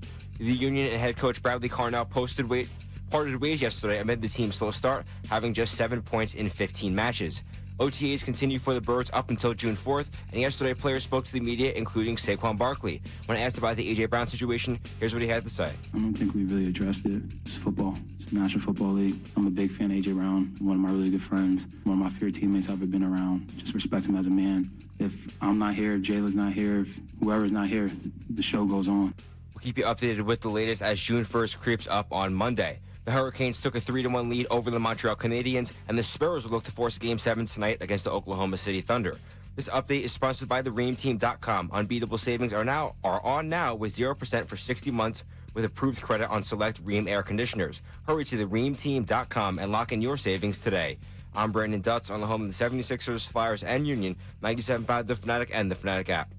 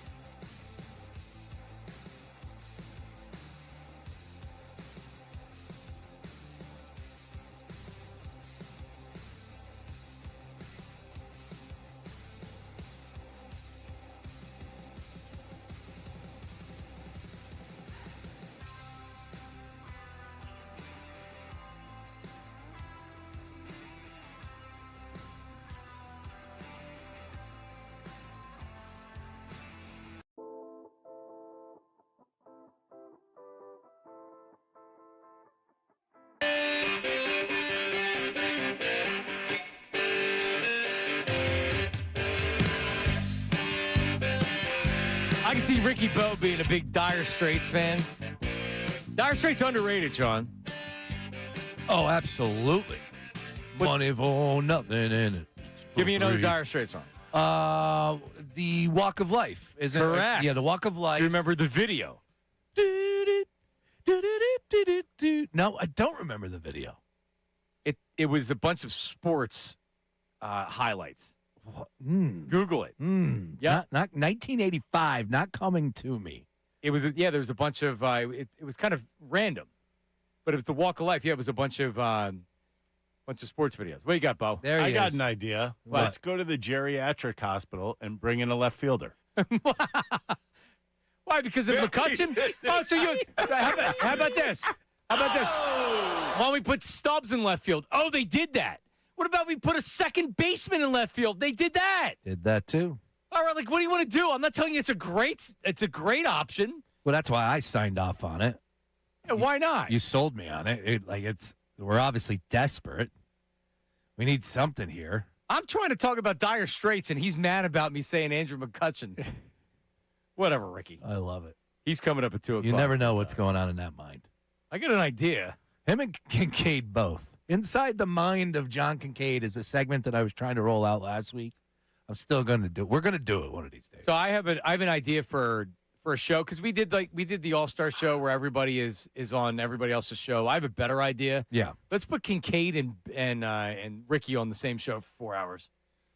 Lock them in the, Oh, yes. lock them in the studio and just watch. I love where your mind is at. Hey, quick on this one. Shout out Charles. He says MTV shows, Remote Control. Great one. Boom. And Remote Control was hosted by. I know Jon Stewart took it over, but he wasn't the original guy, right? No. It was Remote Control was a great game show. So stupid. Kari Werher? Remote Control. Let me see. I knew it was Colin Quinn. It was Ken Ober. There you go. Ken Ober and Colin Quinn. Nice. And then Jon Stewart was just like part of the backdrop. No, so what was the show with Jimmy Kimmel? It was Jimmy Kimmel's for the first time I remember Jimmy Kimmel. On MTV? I think so. No? Was that the Man Show? That was okay. Yeah, that was the Man Show. So Jon Stewart was on Remote Control. I don't know if he was a host, but I think he was just kind of like a Charles Nelson Riley on a game show. Yeah, that type deal. Jim J. Bullock. No one really knew what he did. He was just on game shows. But you remember they had the couches, right? Or the recliners? Yeah. That was awesome. Such an 80s show. The TVs, and you had like the final round, and it was like the 9 TVs stacked up against each other. I honestly didn't like the show. Oh. I just remember it. So Charles is firing. He said, Beavis and Butthead. Beavis and Butthead's got to be considered as a number one seed for MTV. And he'll throw this last one out. He also said, "Pimp My Ride" with Exhibit. Way past my MTV time. But that was the hit. The last I remember, it sure was. Yeah. Well, with the houses that they would go and they would look at all the cribs. Yeah, the cribs. I saw McNabb doing it the other day. It popped up on my timeline. Yeah, Donovan McNabb walked it out there in Morristown, New Jersey, and he walks into the bedroom and this is where all the magic happens. That's what they always said. They'd walk into their bedrooms. They go, "This is where the magic happens." McNabb with this huge cell phone on his belt, with the case. Yeah. And then did he went to the Pro Bowl his rookie year? No. I'm telling you, that's what he said. We'll have to watch that because he had a picture of his locker room, and he's like, "Yeah, this keeps me grounded. This keeps me humble. I'm able to see what my locker looks like." And it's right next to my Pro Bowl picture from my 2000. So it was 2000. Okay. Yeah, he didn't start the entire year in his rookie year, and he wasn't good throwing the ball. Okay. 2000, though, they came out and they made the playoffs. They beat the Bears. Which is second year? Second year. Okay. Yeah, 99 was the rookie year. Doug Peterson started for a little bit.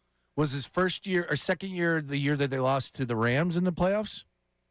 No. No, that was the following season, I think, then? They lost to the Giants in 2000. It was the Ron Dixon. Oh, wow. There's a throwback. Yeah, Ron Dixon kick return. Yeah, I'll tell you that McNabb Cribs, you got it. We'll watch it after the show. And you will laugh. But that was another show. MTV had these shows that actually changed the game. Everybody did the Pimp My Ride after they did it. Everybody did the cribs after they did it. MTV was at the forefront of a lot of this. Now it's done, right? I think it still exists to like. They don't do video. I know they don't do videos anymore. I think they're done with the videos. They had video channels that they stopped. Yeah. Anyway, all right. Let's get to the news and noon without Ray. Here it is. Is it a different intro this time? We have different. Okay, so this is okay. Yeah, it's a different intro. Where are you during the show for all week? He was here. I don't know, man. He's doing the hair YouTube Jordan. producer. He's doing his hair back. All right, there. hit it. Yeah. Drums, please. Oh, yeah. It's and listen to it. It's News great. and noon with Ray Dunn. The news and noon with Ray Dunn. The news and noon with Ray Dunn. The news and noon with Ray But he's not Dunn. done. Here it is. The news and noon slightly transformed. Ray Dunn getting the people informed. Giving us the headline and local insanity of all these hot takes we hear every day. Reddick, Rivers, and Big Skip Bayless. If they say something, Ray's gonna tell us. It's the news and noon with Ray Dunn. The news and noon with Ray Dunn. That intro was 35 seconds. Yeah. 5 seconds. Yeah, it needs to be tightened up. By the way, can you imagine him like with a do-rag on, like creating a music video with that? That's all I can think about when I Sean, heard that. Yeah. Yeah, he probably did that. In a parking lot. Cruising Jumping out down. people's cars. Soul patch. Yep. All right, John, we're going to start things off with the Dodgers, but not their major league team. We're going to go to their Double-A team. So the Tulsa Drillers, okay? Kendall George is one of their top prospects. Now, he was rounding third, coming home. And for those who don't know, a lot of the minor league programs will have a bat dog instead of a bat boy. So the dog will go in, they'll get the bat, they'll come back out, and they'll go back and forth. Now, as George was coming into the dugout, the dog runs at him, and he jumps over the dog, and he actually suffered a serious knee injury. Oh, no. I don't know the severity of it, but now they've suspended the dog program, and the dog has been suspended from taking the bats. John, your thoughts? Well, I mean, they're not gonna euthanize it or anything like that. It didn't try to bite him. But, I mean, you put a dog out there. First of all, who the hell wants to pick up a bat after a dog picks it up and brings it back in the dugout? It's stupid. And I know that minor league baseball is gimmicky and they need to do that kind of stuff to make it light and to make people come out. But, yeah, you can't have a dog injuring one of your – he's the 13th prospect in the Dodgers system, too. Ouch. And he has I don't know how, like I said, I didn't see how significant it was. Looked like he just, like, landed and twisted it the wrong way. It's not a, hey, I'm going to miss a game and be back. It's a little bit more serious thing. Yeah. Anyway, so Ray or Sean, should we get a dog around here to run around? Yeah, I think it's permanent out there at the Trenton Thunder. I think they have It is, yeah. I think it's a golden retriever, I think yes, it might be. I think the Thunder have a permanent bat dog out there. That's But why? Why a bat dog? It's stupid. It's minor league. It's fun. Everybody loves dogs, John. Everybody loves dogs. I guess. Kendall George, former first-round pick, known for his blazing speed.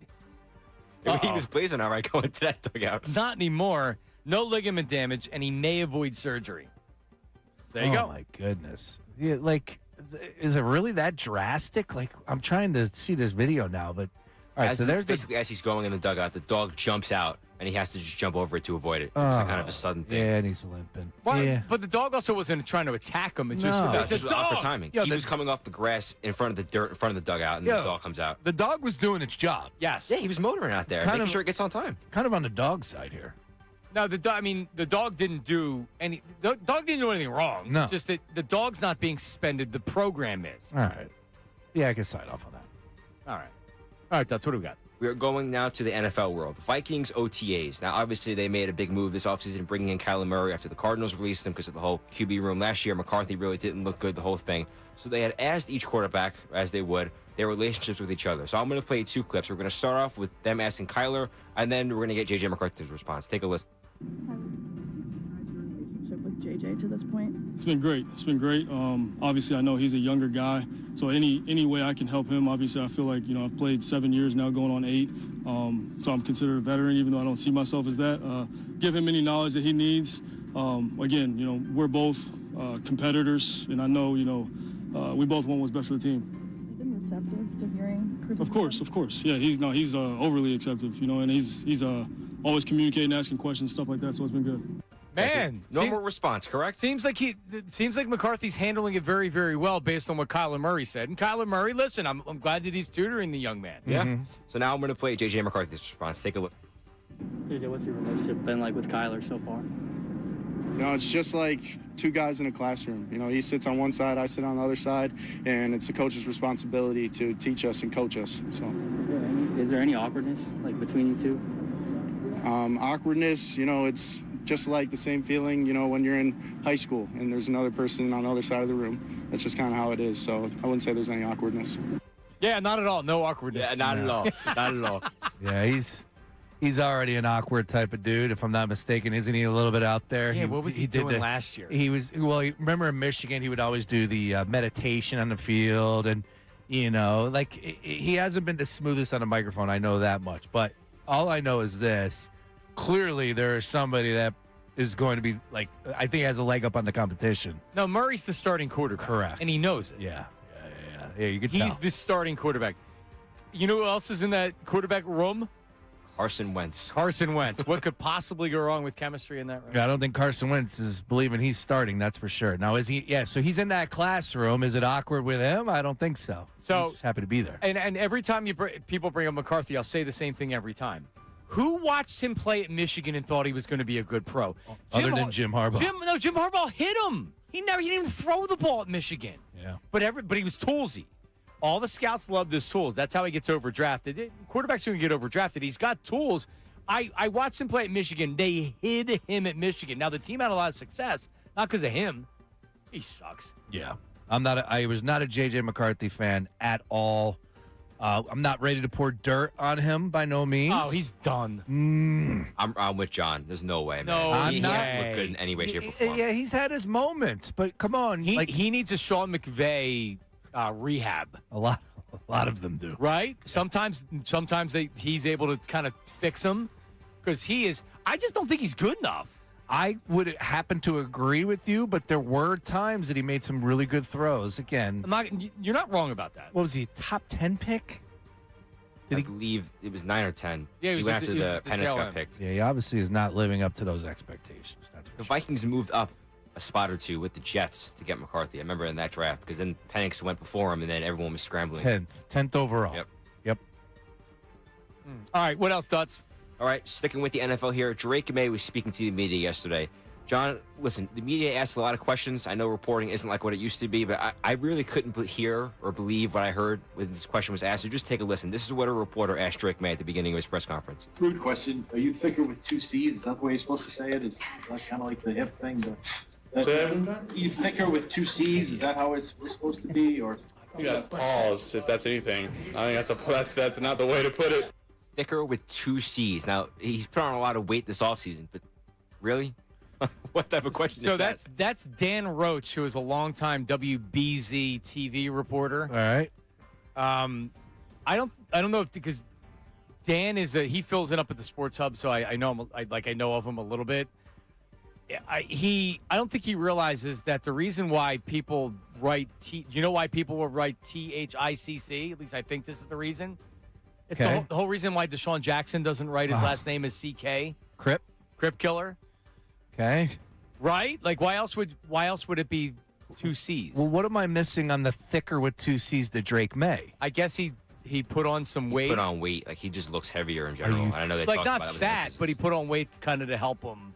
Are you thicker with 2 C's? All right. I still understand it, but I don't get from the reporter's perspective. Why would he ask that? I don't think he understands what he was asking.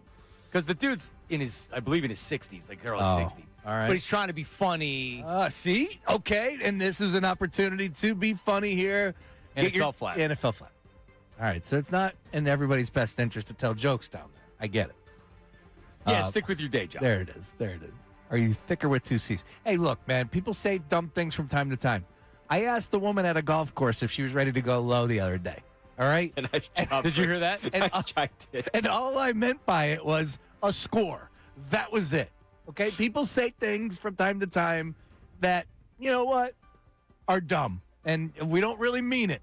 You kept looking to your left the whole broadcast, too. I don't know if she was to your left, but you kept looking that way the whole rest of the broadcast.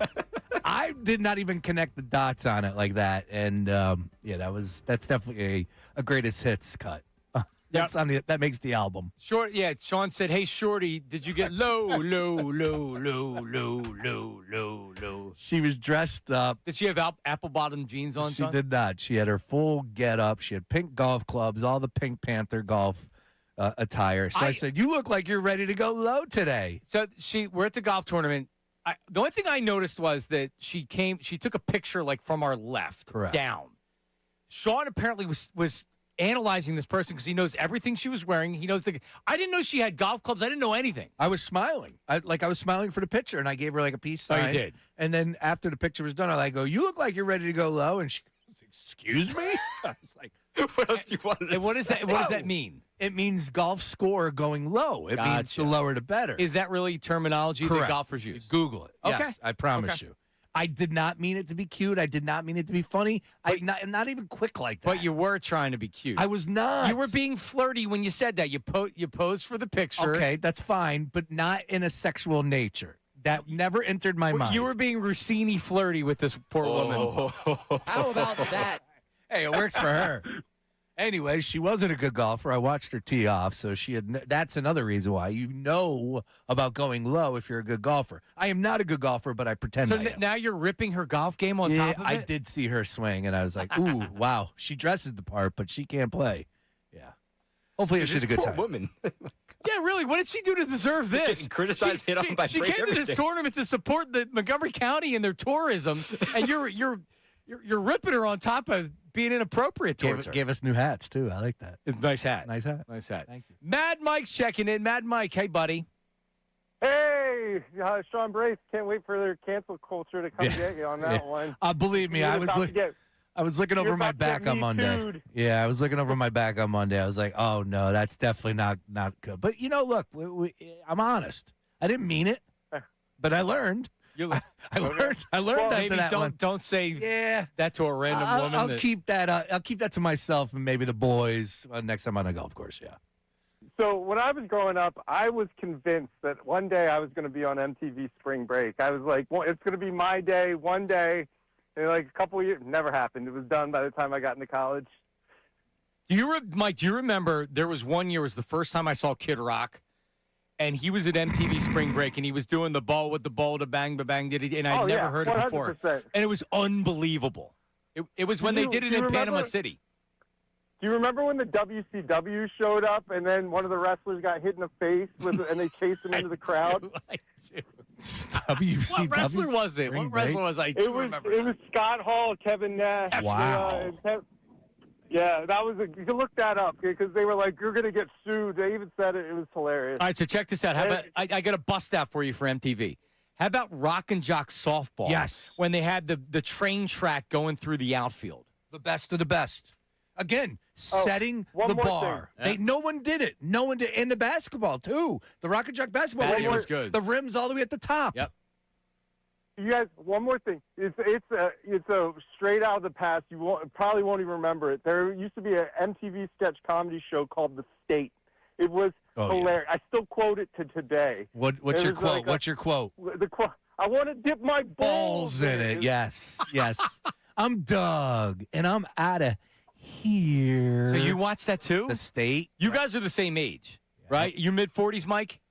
I'm 45. Yeah, so Sean. There you go. That's why you guys know it. Yeah, The State. State was great. There was one skit on there that I still cracks me up when I think about it. It was a kid that went to summer camp by himself, and he got second place as the best camper, but he was the only camper there, and he still didn't win first. And I still think about that skit and how much it cracked me up. Well, you remember the State, half of the people on the State turned into Reno 911. Yes.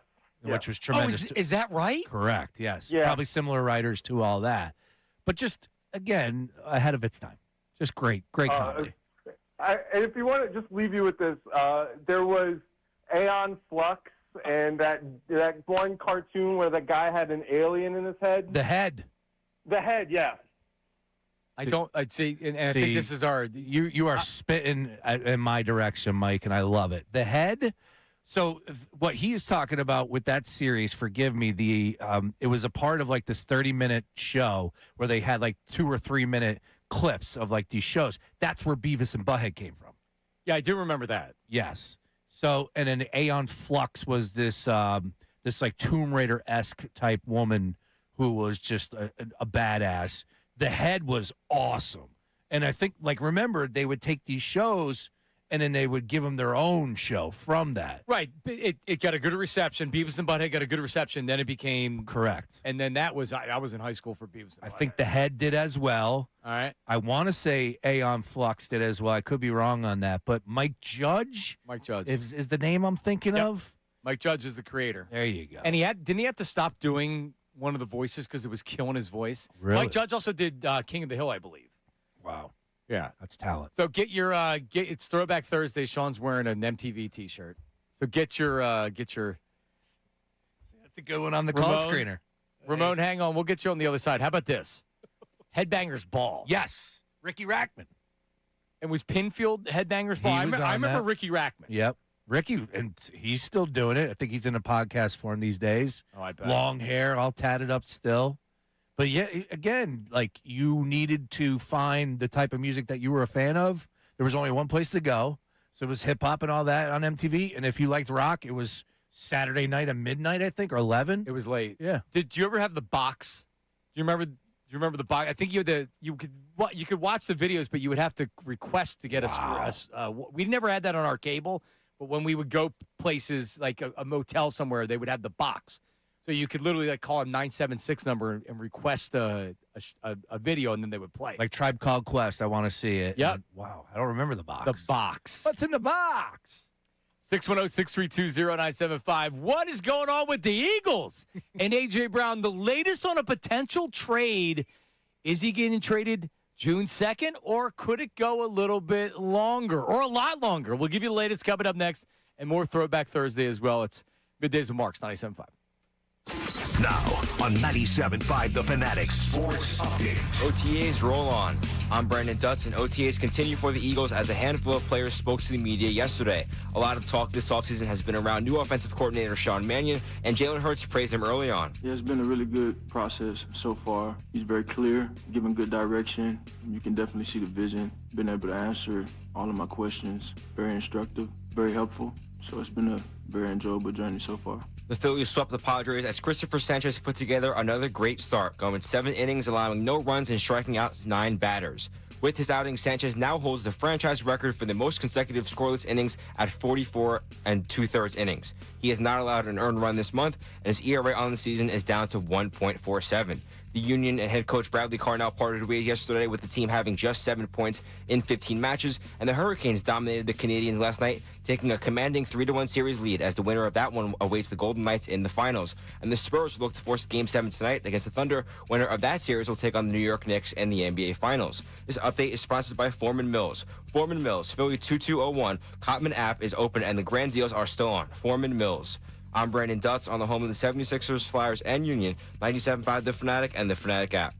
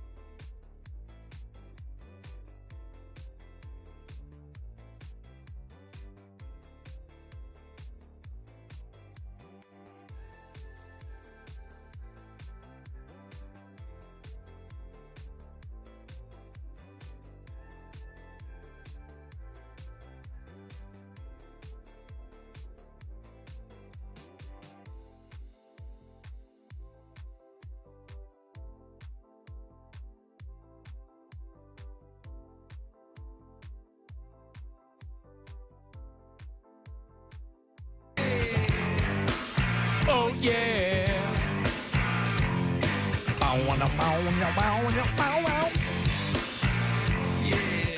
This is kind of an MTV throwback. Yep, exactly that. And I'm thinking of Under the Bridge is what I think of, or what, Give It Away? Yes, For MTV. with the silver. That was a great video. Great video. It was all silvered up, and they had like the streamers. And they were all painted. Yes, in the desert. Because you remember what Under the Bridge was? Correct. That's where he's running at the end. Yes. Yeah, it's Anthony Kiedis is like a major creep. Anybody that talks about him.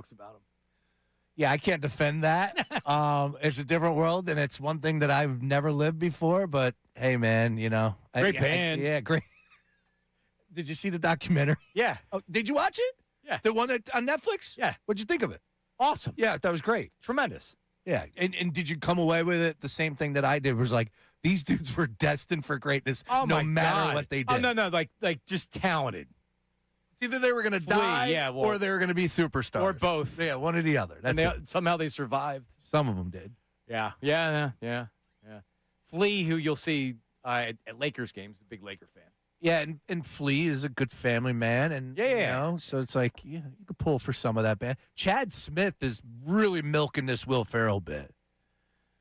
Like, I don't know who's milking it more, but like Saturday Night Live, he just hosted and they roll him. I'm like, this was funny like 10 years ago. Yeah, we're still doing it. We're still doing this? Still doing it. All right, cool. All right, before I bounce back into the Eagles here, but let's go to Ramon in Bucks County. Ramon, what do you got? Hey, what's going on? Go Birds and Phillies, man. That's all we got. That's all we need. That's all we got. That's all we need. That's all we need, man. No, I was trying to get on the MTV shows. I wanted to know, did anybody, I'm kind of late getting into the show, did anybody mention Room Raiders? So I don't know what that is, Sean. You do? I do. Yes. What's Room Raiders? Yeah. Go ahead and explain Room it. Raiders was like basically a show where they had like either 3 girls or 3 guys, and they would like have them come on, and they would go to their house or wherever they were located, throw them in the back of a van, and then drive over to the person's house. But they only judged them not how they looked, but off of what their room looked like. So if your room was messy, the girl or the guy might say, hey, you know what? I don't want to deal with that. And they wind up going with the wrong guy or the right guy, or the wrong girl or the right girl. Mm-hmm. So it was kind of cool. It was kind of cool how they did that. That sounds like that's a great idea. It's a great pull, Ramon. It's one that I definitely did not think of, but it was an interesting little flair on the whole. I'm going to go ahead and spy on this room and see if I would like the person that lives there. Right? Pretty cool stuff. Exactly. Appreciate you, Ramon. Good stuff, man. Yeah, they would have the black light, so they would go in there with the black light and they would, scan the bed and be like, ooh. We're missing a big one. Missing a big one from MTV? Local tie. Local connection. Westchester. Jackass. Oh, God. Yeah, shame on me. I didn't even think about it until I was looking through a list here and I saw Viva La Bam. And I'm like, oh, Viva La Bam, Jackass. Yeah. That was huge. Oh, God, yeah. That was Ryan Dunn, Johnny Knoxville. Johnny Knoxville got involved. Bam. Obviously, Bam. The Wee Man. Phil. His dad, Chris his parents, his Pontius. uncle. Yeah. Steve-O. You were out.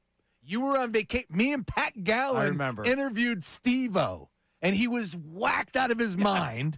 He was not. You ever see that documentary? I haven't, but I've seen things. He was hooked on what? Nitrous? Or no, he was hooked on. It was something I've never seen before. He was an absolute madman. I can't believe Steve-O is still alive. That's amazing. And he's sober and he's doing well. Good for him. Yep. Wow, yeah, that's a throwback there. That's crazy. Nice work. All right. Last night, Rap Sheet put this out there. Did you see it last night?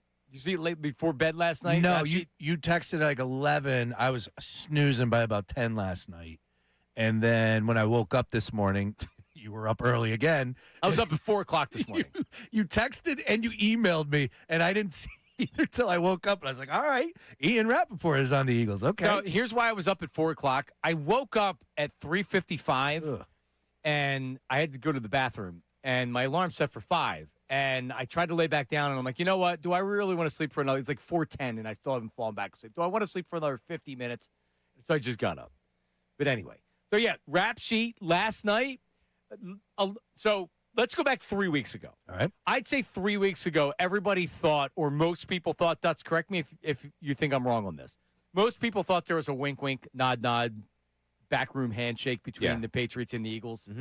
2 weeks ago, I stopped thinking that because too many people that I trusted, not Rossini nonsense pawns, but real NFL insiders said, oh, no, this deal isn't done yet. And I was like, okay. And then we had James Palmer on the show, and he said, oh, no, this isn't done yet. And I'm like, okay, I trust him.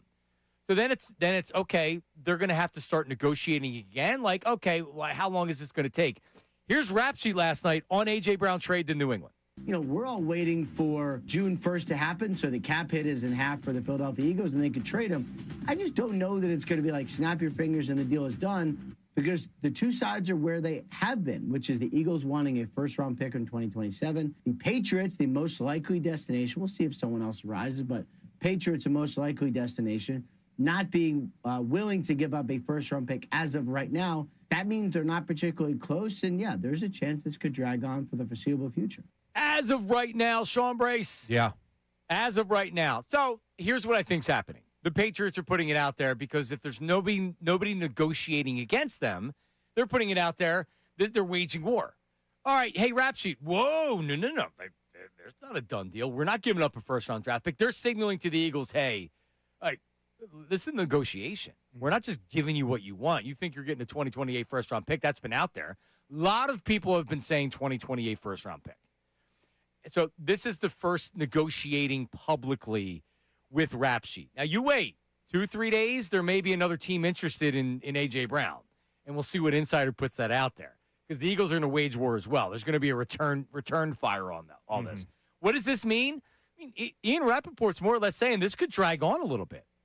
I don't want this to drag on. I don't need this in July. I don't. Do we think this could drag on to July? Now you're saying drag on. My head's on MTV. I'm thinking about the rapper from Rough Riders. There you go. I would say, look, I said to you yesterday, June 2nd, I felt like the Patriots and the Eagles had a little bit of a wink, wink, nod, nod. We'll pick this back up. I'm sure they're having conversations over the past few days, week or so, whatever it may be. We know what happens on June 1. June 2, June 2nd was the day that I said it would get done. I'm wrong. No, that's not happening. It's not happening June 2nd. Does that mean it's going to drag on into July? I don't know. I don't know. It better not. I can't handle it. It could. No, you're right. It could. Because you know why?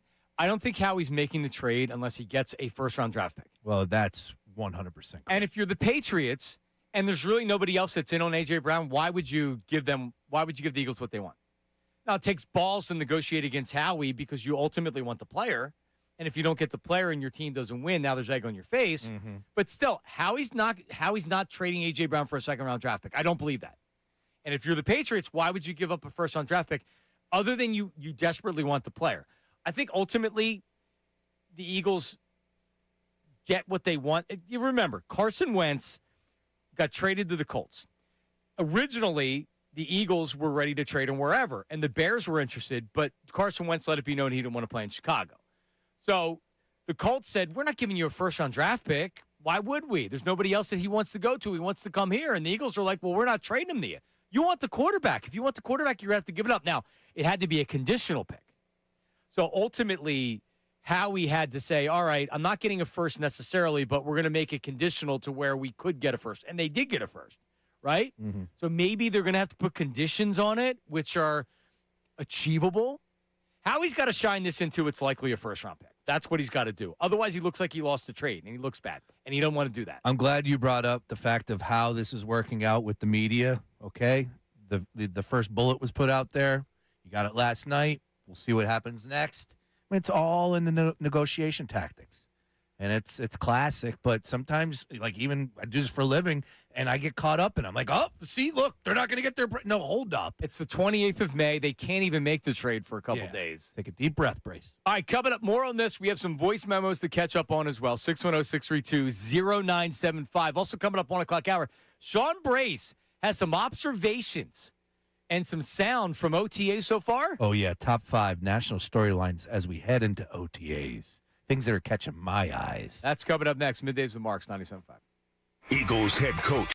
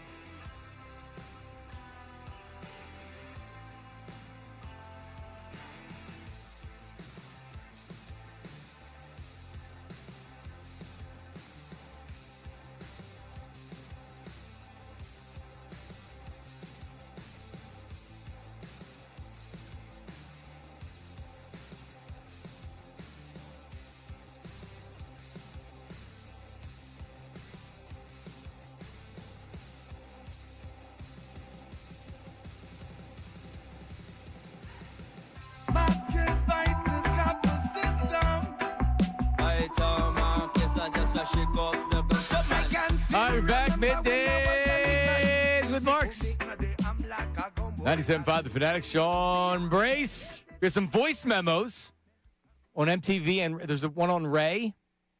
Yep. Uh-oh. Which one do you want to start with? Well, we're gonna talk to E-Rock in a second. But is Ray getting criticized? No, you are. I am. Yep. Because I'm being mean to him? Correct. All right, just play him right now. Here's the voice memo from Ray. Ray Ray. will be returning tomorrow. Go ahead. Let's. This isn't from Ray. It's just about Ray. Right. Subject. I got it.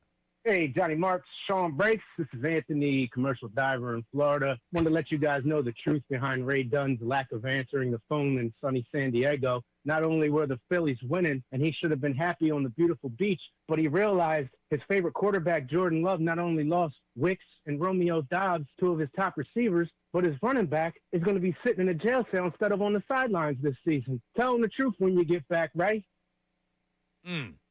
I mean, I don't think he goes that deep on the Packers, but no, I think Ray was just enjoying his vacation, and he wants to go on vacation. Knock yourself out. Have fun on vacation. Yeah, that's what I say to that. Well, look, he's enjoying himself. They went out there. They won all 3 games. He's going to be back on the red eye and joining us tomorrow. So it's going to be a lot of fun on the show. Yeah, so it'll be fine tomorrow. Absolutely. Let's go to E-Rock. The world-famous E-Rock, Sean Brace. E-Rock, what's up, buddy? What's going on, fellas? How are you today? What are you doing, E-Rock? I'm in between appointments. I'm working today, but of course I'm tuning in on the app and listening. And I kind of got an interesting take on the A.J. Brown thing, because I know right now it's kind of being framed like, the Patriots are bidding against themselves. This isn't a done deal. Why would this be a done deal? It's us versus nobody else. We can give you what you want. I see it as a strength of position to strength from the Eagles, because listen, we had an agreement in place. This agreement is going to go down on June 1st. If you don't want to play ball, or if you want to change the terms or give us a hard time, remember, we got a 4th-round pick from the Arizona Cardinals because you were messing around with Jonathan Gannon, and not doing the right thing and sneaking behind our back. If you don't give us what we want, and what we want is fair, if you don't treat us fair and honor your side of the agreement, how far you want to take this Diana Rossini-Vrabel thing? How much further you want to drag this? Howie starts. Don't file tampering charges. Howie. Well, like, I'm not telling you that what Diana Rossini, what she did wasn't totally scummy. Anybody, I don't know how many fans actually care outside of Eagles fans with what she was doing. But yeah, she was used as a pawn. Clearly, it benefited her. It benefited the Patriots. It benefited Vrabel for sure. Yeah, I don't know if it's going to be that deep of it. But, I mean, listen, maybe it's something that Howie tries to use behind the scenes. Like, that, I better be a first-rounder, or we're filing charges against you. I don't know. It's a good thought, E-Rock. Yeah, that's just something to throw on the table as well, because I don't think the Patriots are really negotiating from a position of power here. I just don't. Hey, I got one throwback for you. We got. What about Celebrity Deathmatch? Remember that one? Oh, man. Let's get it on. With Mills Lane, it was claymation. Yes. Right?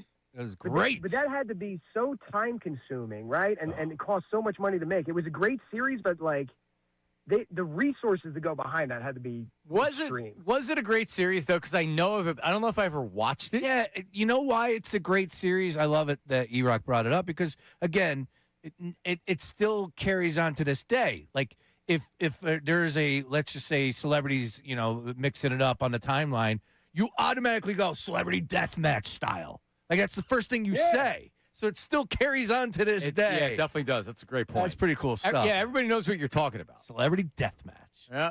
All right. You boys have a great day, all right? Yeah, I'll keep listening. E-Rock seems like thanks, E-Rock. He seems like a TLR guy. That's the last thing I remember from MTV was Total Request Live. I watched. It was on, 3 o'clock when you get home from school? Was it 3:30, 4? I forget what it was. I think it was around that time. But, yeah, it was appointment TV. That was Britney, Christina Aguilera, Eminem. Dude, I'll say it right now.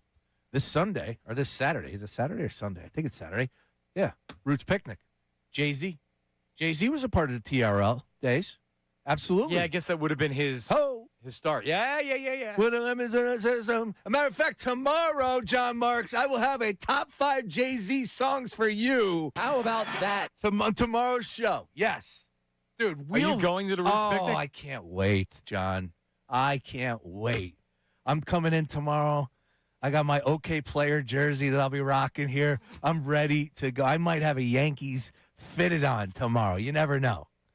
Yeah, I Jay-Z and the Roots. That's just such a throwback. It's a big day at the Plateau. Big day for you, Sean. Yeah, parking might be a little bit of a issue. Yeah, it's not not the easiest in and out. I was wondering what I'm going to do there. I'm all right. I'm ready to walk. Let's walk from here. You know, honestly, I'm okay walking. I'll end up at a bar in Manayunk some way, somehow, post show. But I can't wait. All right. But yes, TRL, of course, Eminem, Limp Bizkit. Like Limp it Bizkit definitely. It wasn't just NSYNC and Backstreet Boys. No, there was so much more in that. Oasis, I think, even had a pop on TRL. I could see that because I remember like Carson Daly mixing it up with one of those guys. All right. But that's what are you talking about? Criticism for me with Ray? Brittany, the voice memo wasn't criticizing me. It's just the text line overall, and other yeah, overall. Why criticizing you? Why? I guess because he's on vacation, they want you to just leave the guy alone. Well, I did. Well, yeah, after you ripped him the first time, you called him 3 times. But the first day we called him, and then he was snooty about it. So I said, "Fine, have your vacation." I didn't call him today. It's 7 in the morning where he is. He was probably asleep for like 3 hours. No one, right? Hey, Dutz. It's his first day there. His body was programmed to be 10 o'clock. He's still sleeping. What is he in high school? John's got the dog mentality. He's got the dog mentality, Dutz. That's all. All hands on deck.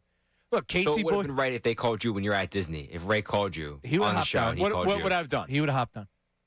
Yeah, he was texting us. I was texting him wishing I was on the air regarding some subjects that were going on. Yeah. I was walking up to go on Tron, and I texted not even somebody here. I texted him. I said, God, I wish I could talk about this right now. Yeah, no, trust me. As busy as I am with these kids' activities or whatever, Colarulo calls me every night at 6 o'clock, and if I'm not actively talking with children, I'll take the call and talk to him while I'm at the softball game. Maybe Ray was with a woman. You never know. No, he wasn't. Maybe, you never know. I do You'll know. have to ask him tomorrow when he's here. I do know. Maybe. Like I said, if he wants to be on vacation, then he's on vacation. I didn't bother him. Did I call him after that? See, but you can't say that after you tore him apart the first time. No, but my point is that I didn't realize that he was on vacation and he couldn't be bothered on vacation.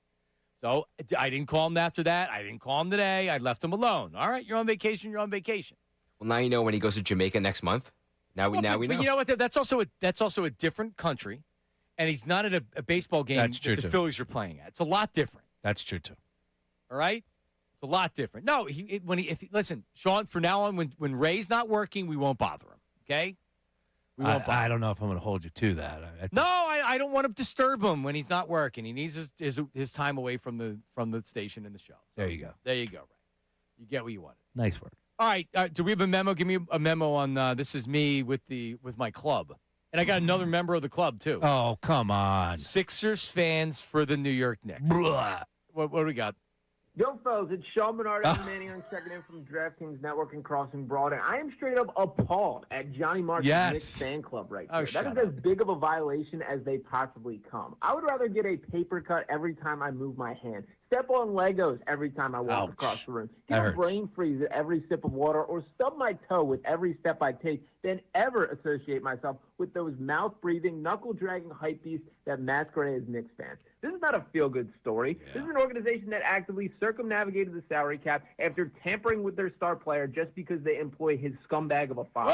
Check that one out, Pablo Torre. But go ahead. Sip your breast milk with Josh. Leave OMG with Karl Anthony Towns. It is Thunder or Spurs in 4. Wow.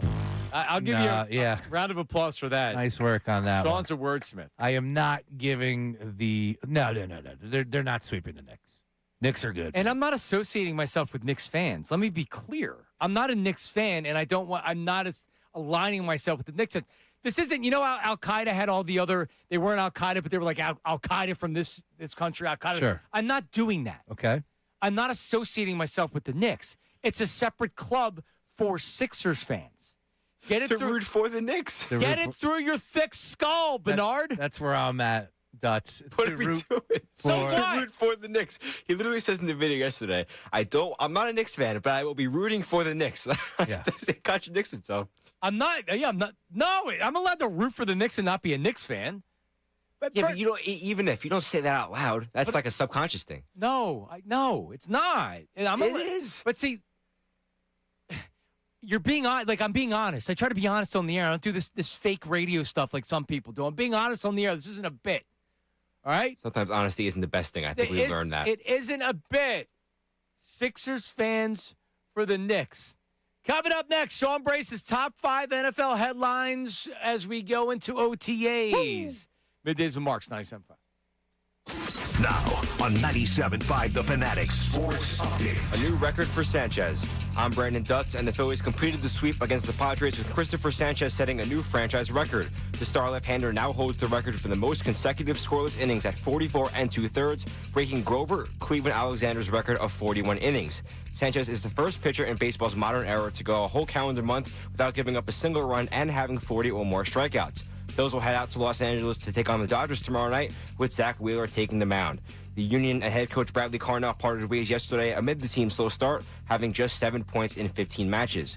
OTAs continue for the Birds up until June 4th, and yesterday players spoke to the media, including Saquon Barkley. When asked about the A.J. Brown situation, here's what he had to say. I don't think we really addressed it. It's football. It's the National Football League. I'm a big fan of A.J. Brown, one of my really good friends, one of my favorite teammates I've ever been around. Just respect him as a man.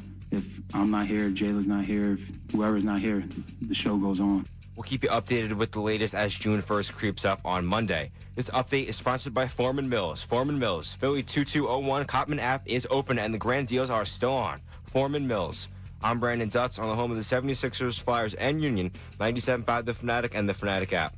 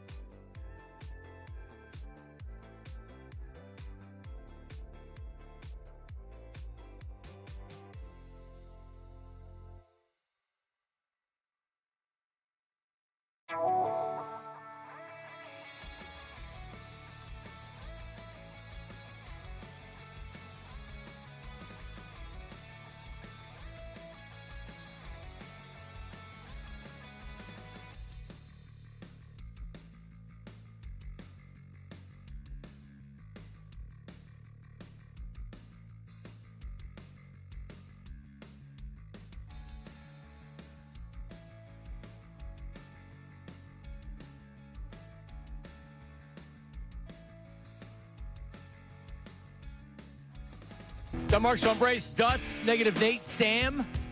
1 o'clock hour brought to you by Morgenstern Hair Restorations. Great team stick together. So does great hair. Morgenstern Hair Restoration championship results. Visit morgensternhair.com. 610-831-HAIR. Hooah. Hey now. Just in the back, kicking it with the guys. Ricky's definitely in the club. No. Yep, he is. He's in the club. I know a lot of people don't understand how we got here. Well, you know what? How we got here? The Sixers. That's how we got here. I'm a Sixer fan that has nothing better to do with my life than to try to make myself feel good. That's All right? understandable. I get it. Yep. So that's where I'm at. Well, we got Bob Myers. Brighter days are ahead. Okay. Yeah.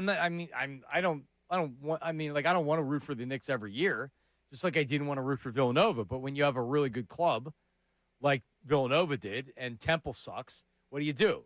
You appreciate Jay Wright and the great players that they get. They won national champions. Sorry. Yes. Sorry. I can't be like some of these the Temple fans. It's the 400 people that go to the games, and come on, give me a tournament win or something like that. Give me a run to the Sweet 16. Give me something. Well, aren't you supposed to stand by your man? For how many years? Sarah, that's what I'm saying with the Sixers. How many years am I supposed to do this? Well, you're not going to get an argument from me. That's why they have to do something. Trade Embiid, and I will denounce the 76er fans for the Knicks. Well, I don't think they're going to trade him. Dutz, trade Embiid, and I will never. You can't as denounce a Sixer, this. You cannot denounce this. As a Sixer fan, I will not root for the Knicks anymore if they trade Embiid. I'll be done. I'm going to post an AI video of you in a Knicks jersey every time they win. Say, Johnny Marks is happy. Big game 1 win. Can you do it, Ricky and I, in Knicks jerseys and put Sixers fans for the Knicks? I don't want to endorse this. I feel like if I post that, I'm endorsing it. I don't want to endorse it. I'm against it. I'm okay. You think that it's going to hurt my brand. I don't care. This is what I got to do. No, because I'm the one that posts that. I don't want to post that, John. I can't endorse the Knicks. I can't do that. Well, it's like saying the Flyers were terrible. Choose a new team. Ricky's in the back for YouTube, and he's saying he's in. OKC, San Antonio, 5 or 6. We're going to get a good series. That's where I'm at. There's no way I want any part of the Knicks winning a championship. No. Well, if it's the Spurs, I probably would root for the Spurs because I like the Spurs. But if it's OKC, who I would bet it's going to be OKC, I can't root for them. You're going to root against Jared McCain? I don't need a team to win 2 straight years. Nope. I don't like it. I'm out. It's part of it. All right. No, they're annoying. No, the OKC's they're annoying. They're a really, really good team, and they're well constructed. So you want, watching McCain, wouldn't it serve as the same function? Isn't part of the thing that's good about the Knicks having success is it should motivate this freaking team? Figure this out. Yes. How many years it's been? It's pathetic. Seriously, it's pathetic. If you're a 76er fan and you're 30 years old, like Sean Bernard, what the hell do you know Sean Bernard? You've seen nothing in your life, punk. Seriously, you've seen nothing. You're drooling over Joel Embiid. Give me a break. Wow, there are worse players to drool over, right? I mean, we drooled over Andrew Bynum for a brief period. So, honest question. Yes. And I try to be. I'm not a negative person. I don't want to bring fans down. Sometimes I can't help myself, but I want to be a positive person. Has this really been a good run with Joel Embiid? Oh man, there's arguments on both sides because there were good teams. The Jimmy Butler, JJ Redick, Joel Embiid. Even before that, they were fun. But it stops being fun when you don't get past a certain point of winning. Yeah. And that's where we've been for how many years now? Since Atlanta. What was the question again? Give me the terminology. How'd you frame that? Let me think of a way. Help me with this, Dutz. Because I want to be correct. Is Joel Embiid the run of success? Is that what you're framing it as? No, you can't. Don't go down the path of success. Did you say fun? Yeah. Did you say enjoy? Have we enjoyed this run since the process? Have we enjoyed it? There were a few years, but as a whole, it's been far more painful than it's been fun. I don't think I could sit there and say, and again, prisoner in a moment, revisionist history in these past few seasons, I haven't enjoyed it. There was a year that they finished with the best record. That was fun. Nobody looks back. What year was Atlanta? 21.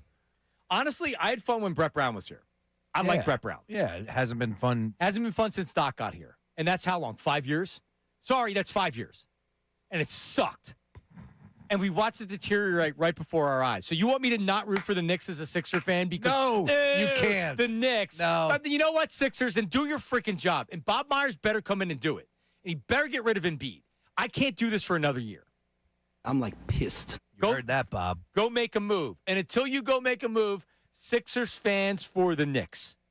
Let's go. Who wants it?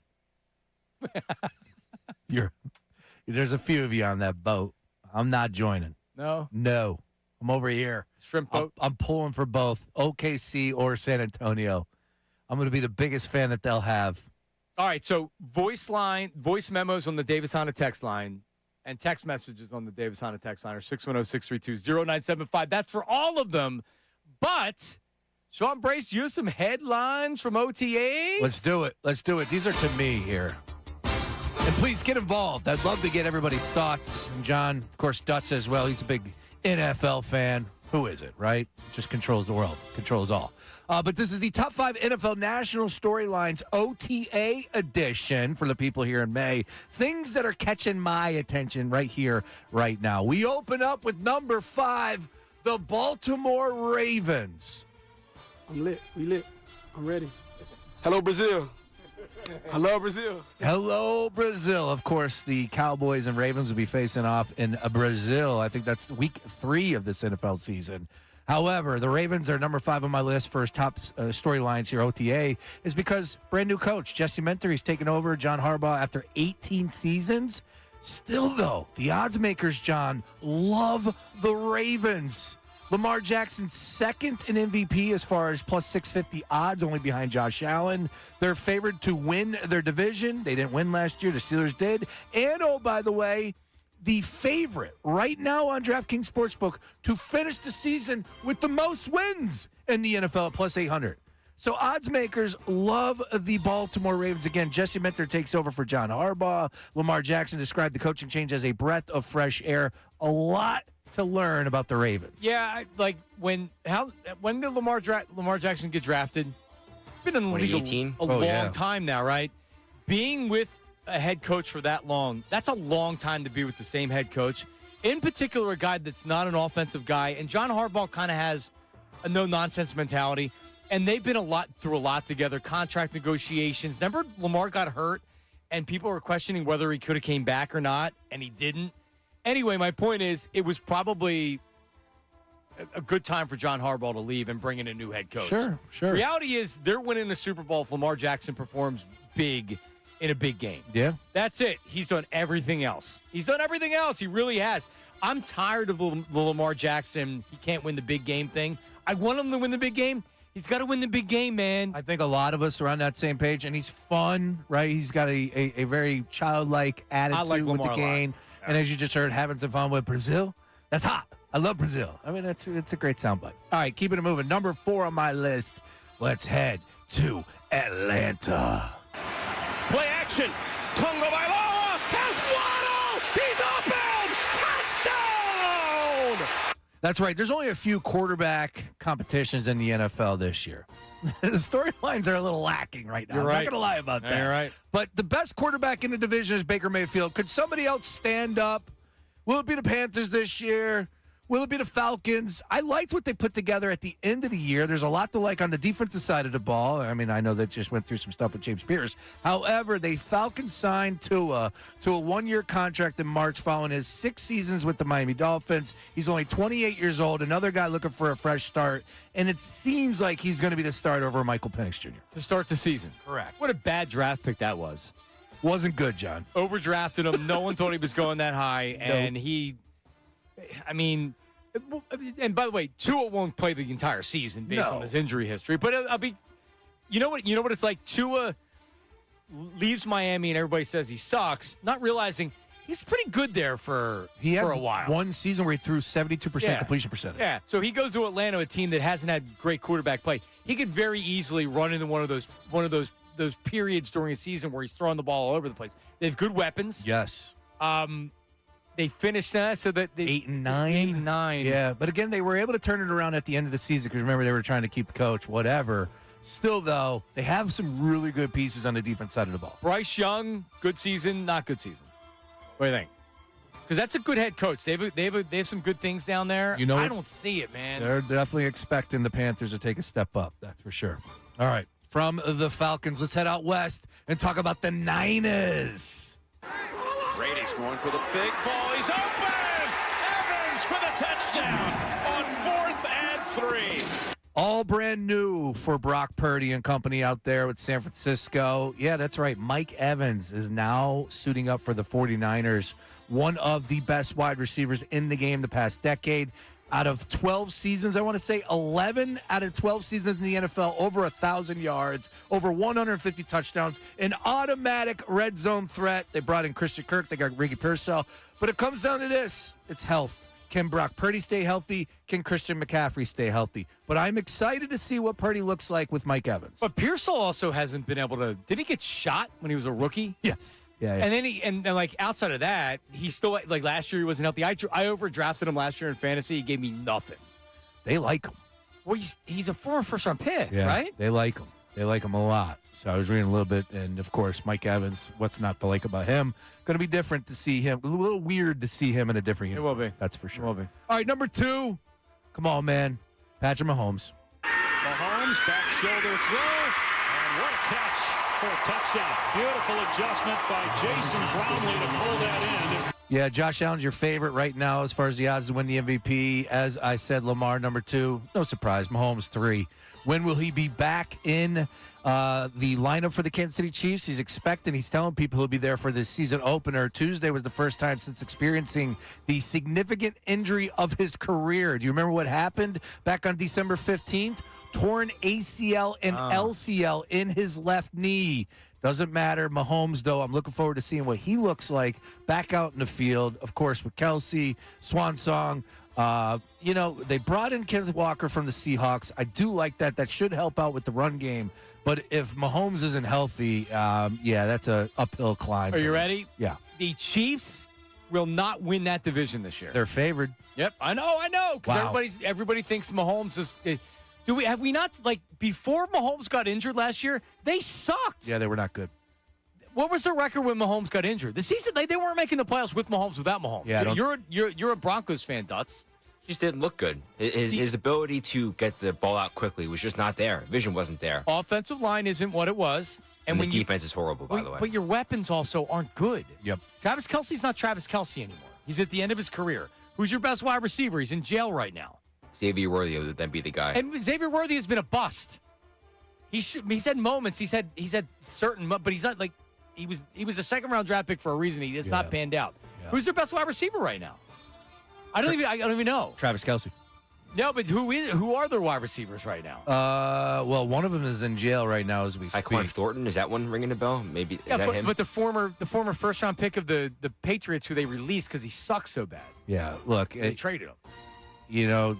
There's not much happening for him. That's a team that's searching for him, and of course with the injury of Mahomes, who's the leader for that organization, top to bottom, they're going to be continuing the search. Jalen Royals, Rashee Rice, Jason Brownlee, Xavier Worthy, Cyrus Allen, Jimmy Holiday, Tyquan Thornton, a guy named Nico. Oh, he's pretty good. Andrew Armstrong. These guys suck. Yeah. Mahomes only 30. He'll be 31 on September 17th. Yeah, you got to surround him with some more talent there. But I don't understand why they weren't interested in A.J. Brown. You kidding me? Ooh, they might. You never know. All right. All right, last one. And for me, it's anarchy, not anarchy. I'm saying anarchy. You see where I'm going with that? Well, the worst team in the NFL, and I know it's only May 28th, but the OTAs, will you stand up? The Cardinals need a quarterback. The Dolphins, I know they'd sign Malik Willis. They need a quarterback. The Jets need a quarterback. One of those three teams are going to finish with the worst record, and it's all for Arch Manning. And they are, at the very least, in the verge of field goal range. Arch Manning looking like Grandpa. Touchdown! Oh, yeah. Boys, football season right around the corner. I don't have to go ahead and pump up Arch Manning. Your number one overall pick in next year's NFL draft. Lock it in. A game changer, a franchise changer. Give me that lifeline. Give me that blood. Can he do it on the field first? Yes. I have nothing against Arch Manning. He's been underwhelming when I've watched him play. The bar is high. I've watched a lot of his games, too. The bar is high. And he comes up small in those games. Look, he had a tough start to the season, but he came on strong at the end. He was better at the end. He was. He's got athleticism. Like, he is fast. He's not that athletic. Well, you don't want him running the ball either in the NFL. No, either. agreed. He can run. Yes. But as he gets older, he's not gonna run. But no, he can definitely he can use his legs. Uncle Jamie, who's actually on the line, I think he's a big Arch Manning He had guy. 92 carries last year for 10 touchdowns. Again, they played a bunch of dog and pony teams too as well. But Arch is a stud. I love Arch. Did he? I agree with everything you said though, except for could he do it on the field? He did do it on the field, right. but underwhelming at times. I agree. All right. Those are the top Look who joins us in studio. Bill Calarulo. Hello, Bill. What's going on, From boys? Unfiltered. So, tonight at 6 o'clock, Bill's going to get off the air, Fred Flintstone, right down the Brontosaurus, right into his car, over to Chickies and Pete's in Marlton, New Jersey. On the way home, he's going to join John Kincade and myself, special Flyers guests. Bill, hello. What's going on? Yeah, I'm excited for tonight because it feels like, the Flyers took over the city a month ago, and now things have kind of died down, obviously, because they're out. But it's going to be fun to relive a magical season that put hockey back on the map in the city of Philadelphia. We're going to celebrate tonight. I like that. And we're going to talk about the offseason, but we're going to celebrate a little bit. We'll talk about it, as our production says. Have you We'll talk about have you been watching the other games that are being played right now? I can't believe that they're still playing hockey. I've been watching, but not as much as I would have if the Flyers were still in it. But I've been paying attention to it. I was rooting. Man, I can't talk yet. I don't usually get paid to talk till 2 o'clock. There you go. He's off the clock. No, but I've been rooting for Montreal, and it doesn't look like they're going to be able to pull it out. They lost, I think it's 4 or 5 straight home playoff games, which is a record for them in franchise history. But I'd love to see Montreal. They're synonymous with the NHL. Yeah. But it's not going to happen. It's going to be Carolina versus Carter Hart. That's great. It's going to be fun. So, by the way, it's tonight, 6 p.m. the APN, Chickies and Pizza, Marlton, New Jersey, presented by Bet Parks Casino and Sportsbook app. And, of course, 97.5 The Fanatic, your home for Flyers hockey. Special guests. And this is, again, I can't wait to talk hockey. And, by the way, Kincade and I already have a strategy for you. Oh, boy. We colluded today with a topic that he's going to attack you on. Kincaid's got I'm telling you. A hockey topic? Yes. Inside the mind of John Kincade. He's got an interesting angle, too, he said to me. And I was like, damn, that is good. All right, bring it then. I'm looking forward to it. Well, don't go too hard on me. My wife and my daughter are going to be there. Nice. My in-laws are going to be there. I don't know if we have to worry about fisticuffs or anything like that. Enjoy some crowd fries. So 6 to 8, we have, and this is what's going to be really, really fun about it. So we're having a Flyers jersey party. And it's a jersey party in that we have prizes for the best ones, right? So the best one's going to get gift cards to get a new jersey. And by the best, you mean the worst. It could be. So, for example, you could have a really cool Bernie Perrant throwback jersey that you're wearing that you wouldn't even want to wear because it's in such great condition, right? Yeah. That you could win something for that. Maybe it's autographed. Or Bill's jersey, this is what would win. Tell us about it. I'm so upset about this. So my parents had dropped off a box of all my old sports stuff. So I was in my garage today going through it, looking for that jersey, and I must have thrown it away. I had a Sean Antosky jersey. No one in the history of Flyers fandom has a Sean Antosky jersey. Oh. I would challenge everybody out there. There's no one who has an Antosky Guarantee we might get a phone call on There's that. no one that has it. And the only reason I had it, I was a big Mark Recchi fan. I had a Recchi jersey. He wore number 8. He gets traded to Montreal, in which now looks like an amazing trade, right? You get Leclerc and Eric Desjardins, Gilbert Dion. A lot of people don't remember he was the number 45. Yeah, he was like the prized possession that didn't pan out. So once they traded Recchi, I didn't know what to do with my number 8 jersey. So I had them rip the nameplate off, and they put Antosky on the back. I loved him because he was a goon, right? And I remember going to the Coliseum where they would practice because my parents would drop me off. We would get autographs. And I remember Antosky seeing me wearing this jersey, and even he did a double take. No. And, pointed to me like, did he what, sign nuts? I didn't get his autograph. I did not. He was on the ice, but he saw me standing next to the glass pointing to my Antosky jersey. Oh, that's my name. That would have won. The You only would've won. jersey I found, though, today, and this isn't going to win, but it was the Rod Brindamore jersey. That's a great jersey. It's a great jersey. Brindamore was a stud. All right, so you come out tonight. We're going to be talking Flyers hockey. Flyers guests. I know Jim Jackson, Todd Vodorik, other Flyers guests are going to be there.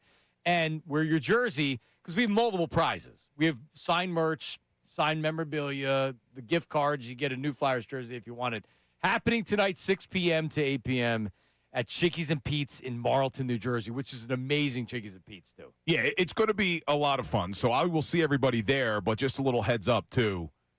Sean Bray said something on your show earlier today. Now, you put in your profile that you're the Sirianni guy, and you did not stick up for Nick Sirianni. So coming up in the 3 o'clock hour on our show, I'm coming after Sean.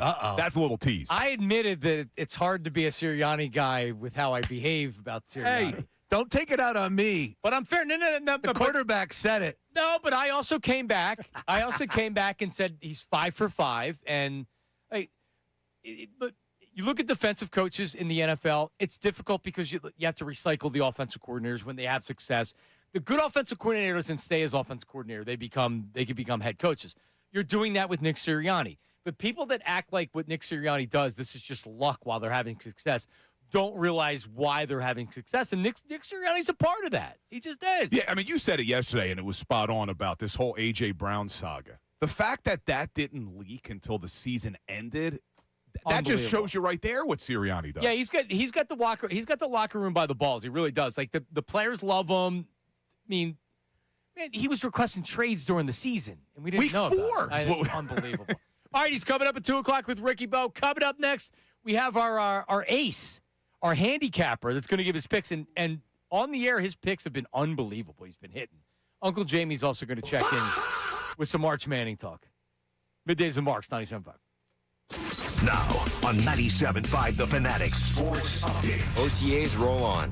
I'm Brandon Dutz, and this update is brought to you by Morgan Medical. Losing your hair and wish you could do something about it? Call the trusted team at Morgan Medical, because where you go matters. Call 610-830-HAIR. OTAs continue for the Eagles as a handful of players spoke to the media yesterday. A lot of the talk this offseason has been around new offensive coordinator Sean Mannion, and Jalen Hurts had a ton of praise for him early on. Yeah, it's been a really good process so far. He's very clear, giving good direction. You can definitely see the vision, been able to answer all of my questions. Very instructive, very helpful. So it's been a very enjoyable journey so far. Phillies completed the sweep in San Diego yesterday behind yet another great start from Christopher Sanchez. 7 innings, no runs, and 9 strikeouts. He has not given up a run in this entire month. He now holds the record for the most consecutive scoreless innings at 44 2/3, breaking Grover Cleveland Alexander's record of 41 innings. And the Union head coach Bradley Carnell parted ways amid the team's slow start, having just 7 points in 15 matches. This update is sponsored by Taco Bell. Try Taco Bell's $5, $7, and $9 Lux boxes. Limited time at participating stores while supplies last. Prices vary. Freezes and specialty drinks not included. Tax is extra. I'm Brandon Dutz on the home of the 76ers, Flyers, and Union. 97.5 The Fanatic and the Fanatic app.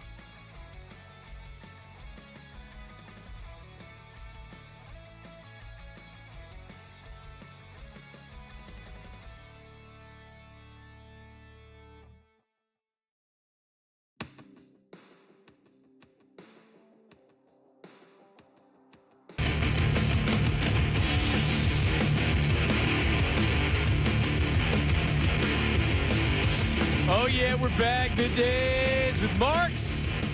Got Mark, Sean Brace, Dutsy joining us right now. And Sean, if he wasn't red hot and wasn't given his on-air picks, if they weren't hot, I wouldn't pretend they would be. But Ace has been killing it. Ace Seminara joins us right now, and he's been on the last couple weeks, and he's been nailing his selections. What's up, Ace? Oh, happy to be on with you guys. Yeah, absolutely a great run throughout the NBA playoffs and baseball as well. Just really enjoying the run, and really no bad time of the year when I follow these games really like, a lunatic. I don't know how else to put it. This is what I do. I've got 5 TVs in my office. I do nothing but watch and break down numbers. So I'd love to offer all your listeners an opportunity to get involved. Real easy. Just text the words free picks to 631-805-6165. You'll receive my top-rated daily free pick for 7 days. All right, that's it. Text the word free pick. 631 is the phone number, 805-6165. You text the word free picks, you're on board. Let's continue the hot streak as we talk about Game 6 tonight, boys. Yeah, tell me, and I've been with you. I've had a pretty good feel for these series. Now, can San Antonio extend it tonight, or is this the end of it? Now we know who's going to be playing in the finals. What do you think, Ace? I think it's one of those things you got to break down the way this whole series has gone. Game 1, Wembanyama, that 40-20 historic output, kind of steals the game on the road there, and then since then now, 3 out of the last 4 victories by Oklahoma City, defending champs, kind of flexing their muscle, and really it's because of the bench points. OKC, 51.4 bench points in the series, San Antonio, 25.4, so they're doubling them there.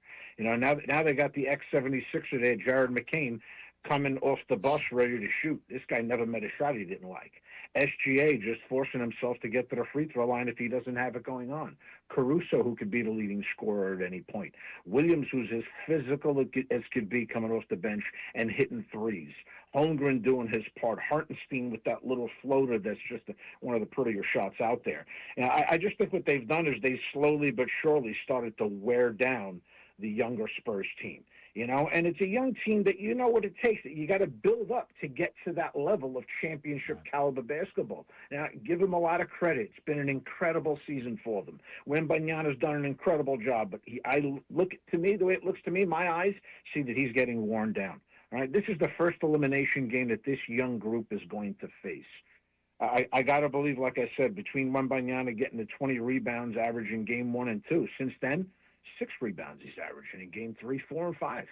So that physicality of keeping him away from the basket, all right, and just wearing him down is little by little worn down the Spurs as well. I like OKC getting 3.5 points, the veteran leadership of SGA, getting to the free throw line whenever he needs to. McCain right now shooting lights out basketball, and just an overall depth of that team being able to wear down the Spurs. You want to give me the defending champs getting 3.5 points in a game where they could move on to the championship and not have to worry about a Game 7? Give them to me. Give me the Thunder plus 3.5 points. I think that's a good value wager. Ace is 631-805-6165. 631-805-6165. Would you consider, we know the Knicks are going to be in the finals. Do you think the Knicks can beat OKC? Would you consider a series bet right now on the Knicks? Good value? I've seen that already, guys, and it's already moving down. They were at plus 2.25 the other day. Right now, they're at plus 185 against the Spurs, and they're plus 215 now, or plus 220 at best against OKC. I do love the freewheeling way the Knicks are playing right now. They remind me very much, again, I'm showing my age, but I remind me very much of the 72 team. It was just pass the ball for a better shot and then a better shot. And anybody that came off the bench was playing lights-out defense, playing like their lives depended on it. I'm old-time Knicks fan here, not just talking about it with my heart here. I've never seen a deeper, more talented Knicks team in my life. All right, last week you had a Phillies bet. You thought it was good value looking at them and maybe taking them in the division, but you were kind of bullish on the Phillies going forward, huh? I was, and yeah, right now they stand at 29-27 after that 3-game sweep in San Diego. Huge series coming up here, going to L.A. They're set up nicely with Wheeler, Painter, and Luzardo over the weekend. 20-8 since Mattingly took over. You can still get them right now at plus 475 to win the NL East. They're now 8 games back in the loss column. You know, absolutely incredible pitching performance by Sanchez. I mean, when you pass a guy like Grover, Cleveland, Alexander in their record books, now at 44 2/3 scoreless innings against in his record, only the 6th pitcher in history to have 7 scoreless innings in 5 consecutive starts. Look at the way Wheeler's pitching. I love what Nola gave you the last time out. Luzardo looks really, really solid. Painter's a guy that's going to battle. I like their pitching staff, and you look at the season that Schwarber's having. The other bats are coming to life. I like the Phillies. 8 games back right now, still at plus 475 on value alone. What they would have been to start the season, comparable to that, still very much in the hunt to win the division. Give me the Phillies plus 475 to be in it all summer long. Awesome. Great picks. You've been great on the air. Ace, how can people get a hold of you to get more of your picks? Yeah, just try to make it real simple, right? Every day of the week, I'm breaking down numbers and looking out for your best interest because that's what I do. I only play the games where it makes value and it makes perfect sense to me in the numbers, and I find value. So text the word free picks to 631-805-6165. No hassles. You'll get on board and get my top-rated free pick texted to you more than likely around 10:30 in the morning, every morning after I've broken down some numbers and found that value. Text the word free picks to phone number 631-805-6165. Appreciate it, Ace. Be well, man. All the best to you guys. Have a great weekend. All right, thanks. There he is. Ace. Ace Simonera, who's a Knick fan, not like me, despite what people are saying. And I was gonna try to ask him if you know, but I don't want to. I'm not associated with Knicks fans. Yeah, I'm a Sixer fan for the Knicks. It's a difference. Uncle Jamie's on the line. Uncle Jamie, hello. How are you?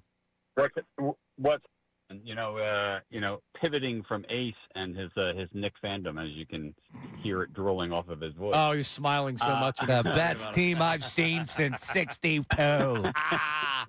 Hey, it's my cousin Vinny. Yeah.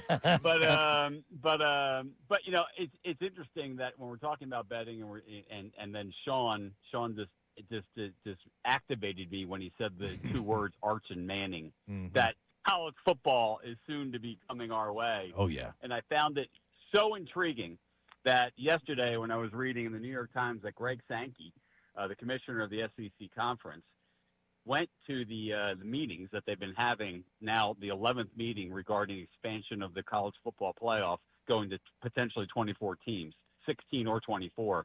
SEC is not in favor of it. The SEC may be succeeding, much like the Confederacy in the 1860s. The SEC may be conceding from the NCAA. Well, they should. They should. And go out on their own. They should, because you know why? Everybody else will do it too, and the NCAA will be totally blown up in football. Because that's what needs to happen. I think because what is also occurring on the sideline of this is that venture capital is getting involved. Yep. They've already pitched to Ohio State to go out on their own, to where right now they're getting $91 million kickback to the Big Ten Conference for their TV contract.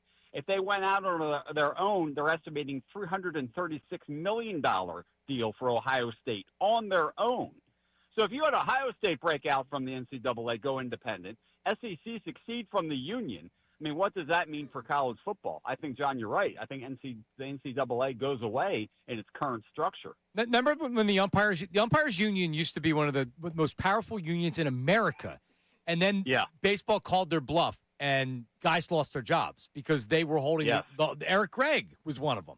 Yeah. Local, the great Eric Gregg. He held the line, and they're like, sorry, you're gone. He ended up losing his job because they're like, no, what do we think we're doing here?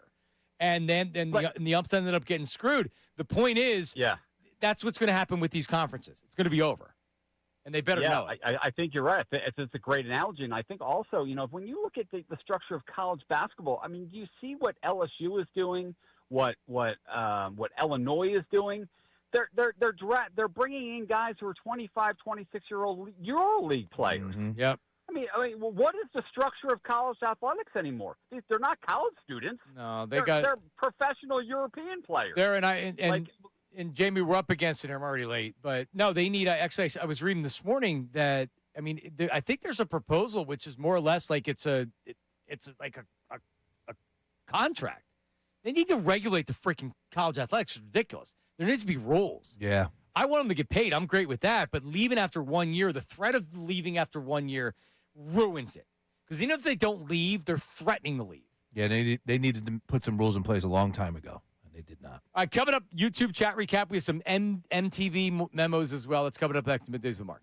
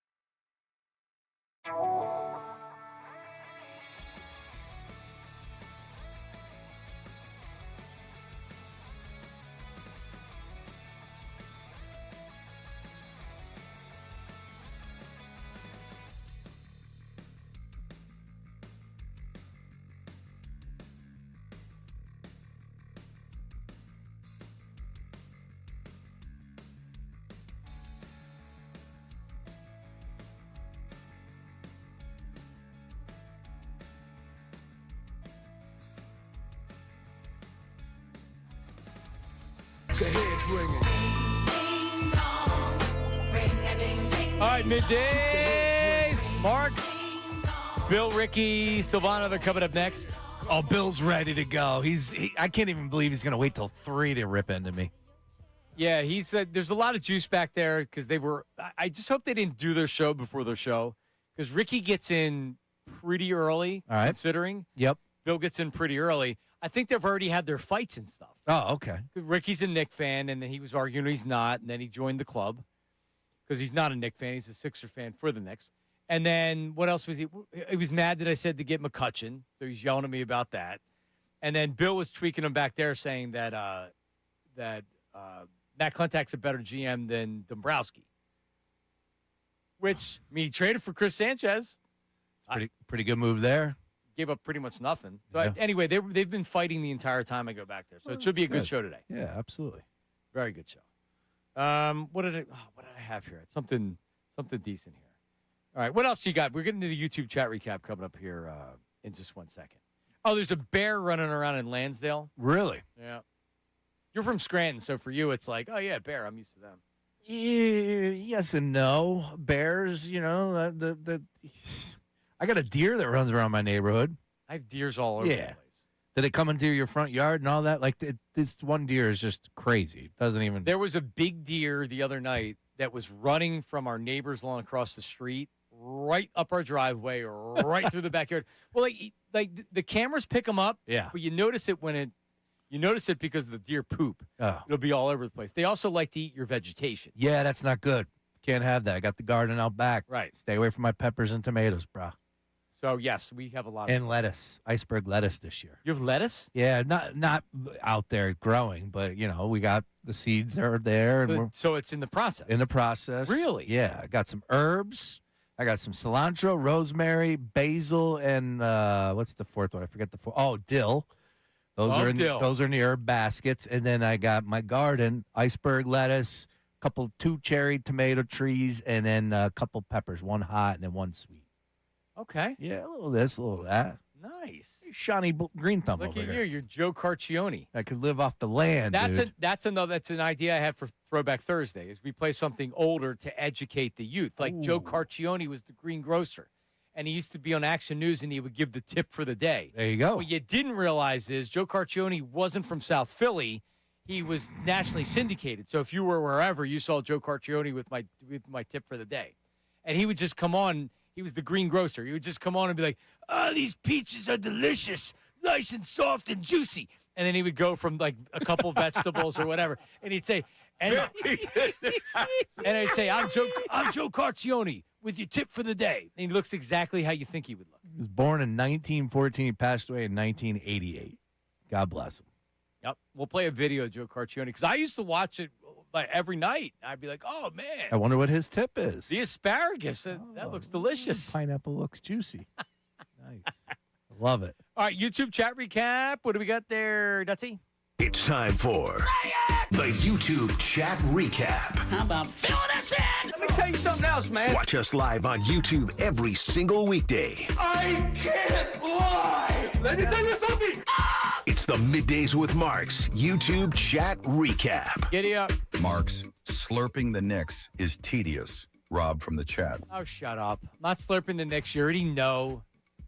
Sixers fans for the Knicks. I have no interest in being a Knicks fan. I have no interest in the Knicks winning other than to prove a point to the 76ers. Get your freaking act together. If the Knicks can figure it out, you can. The worst owners in sports.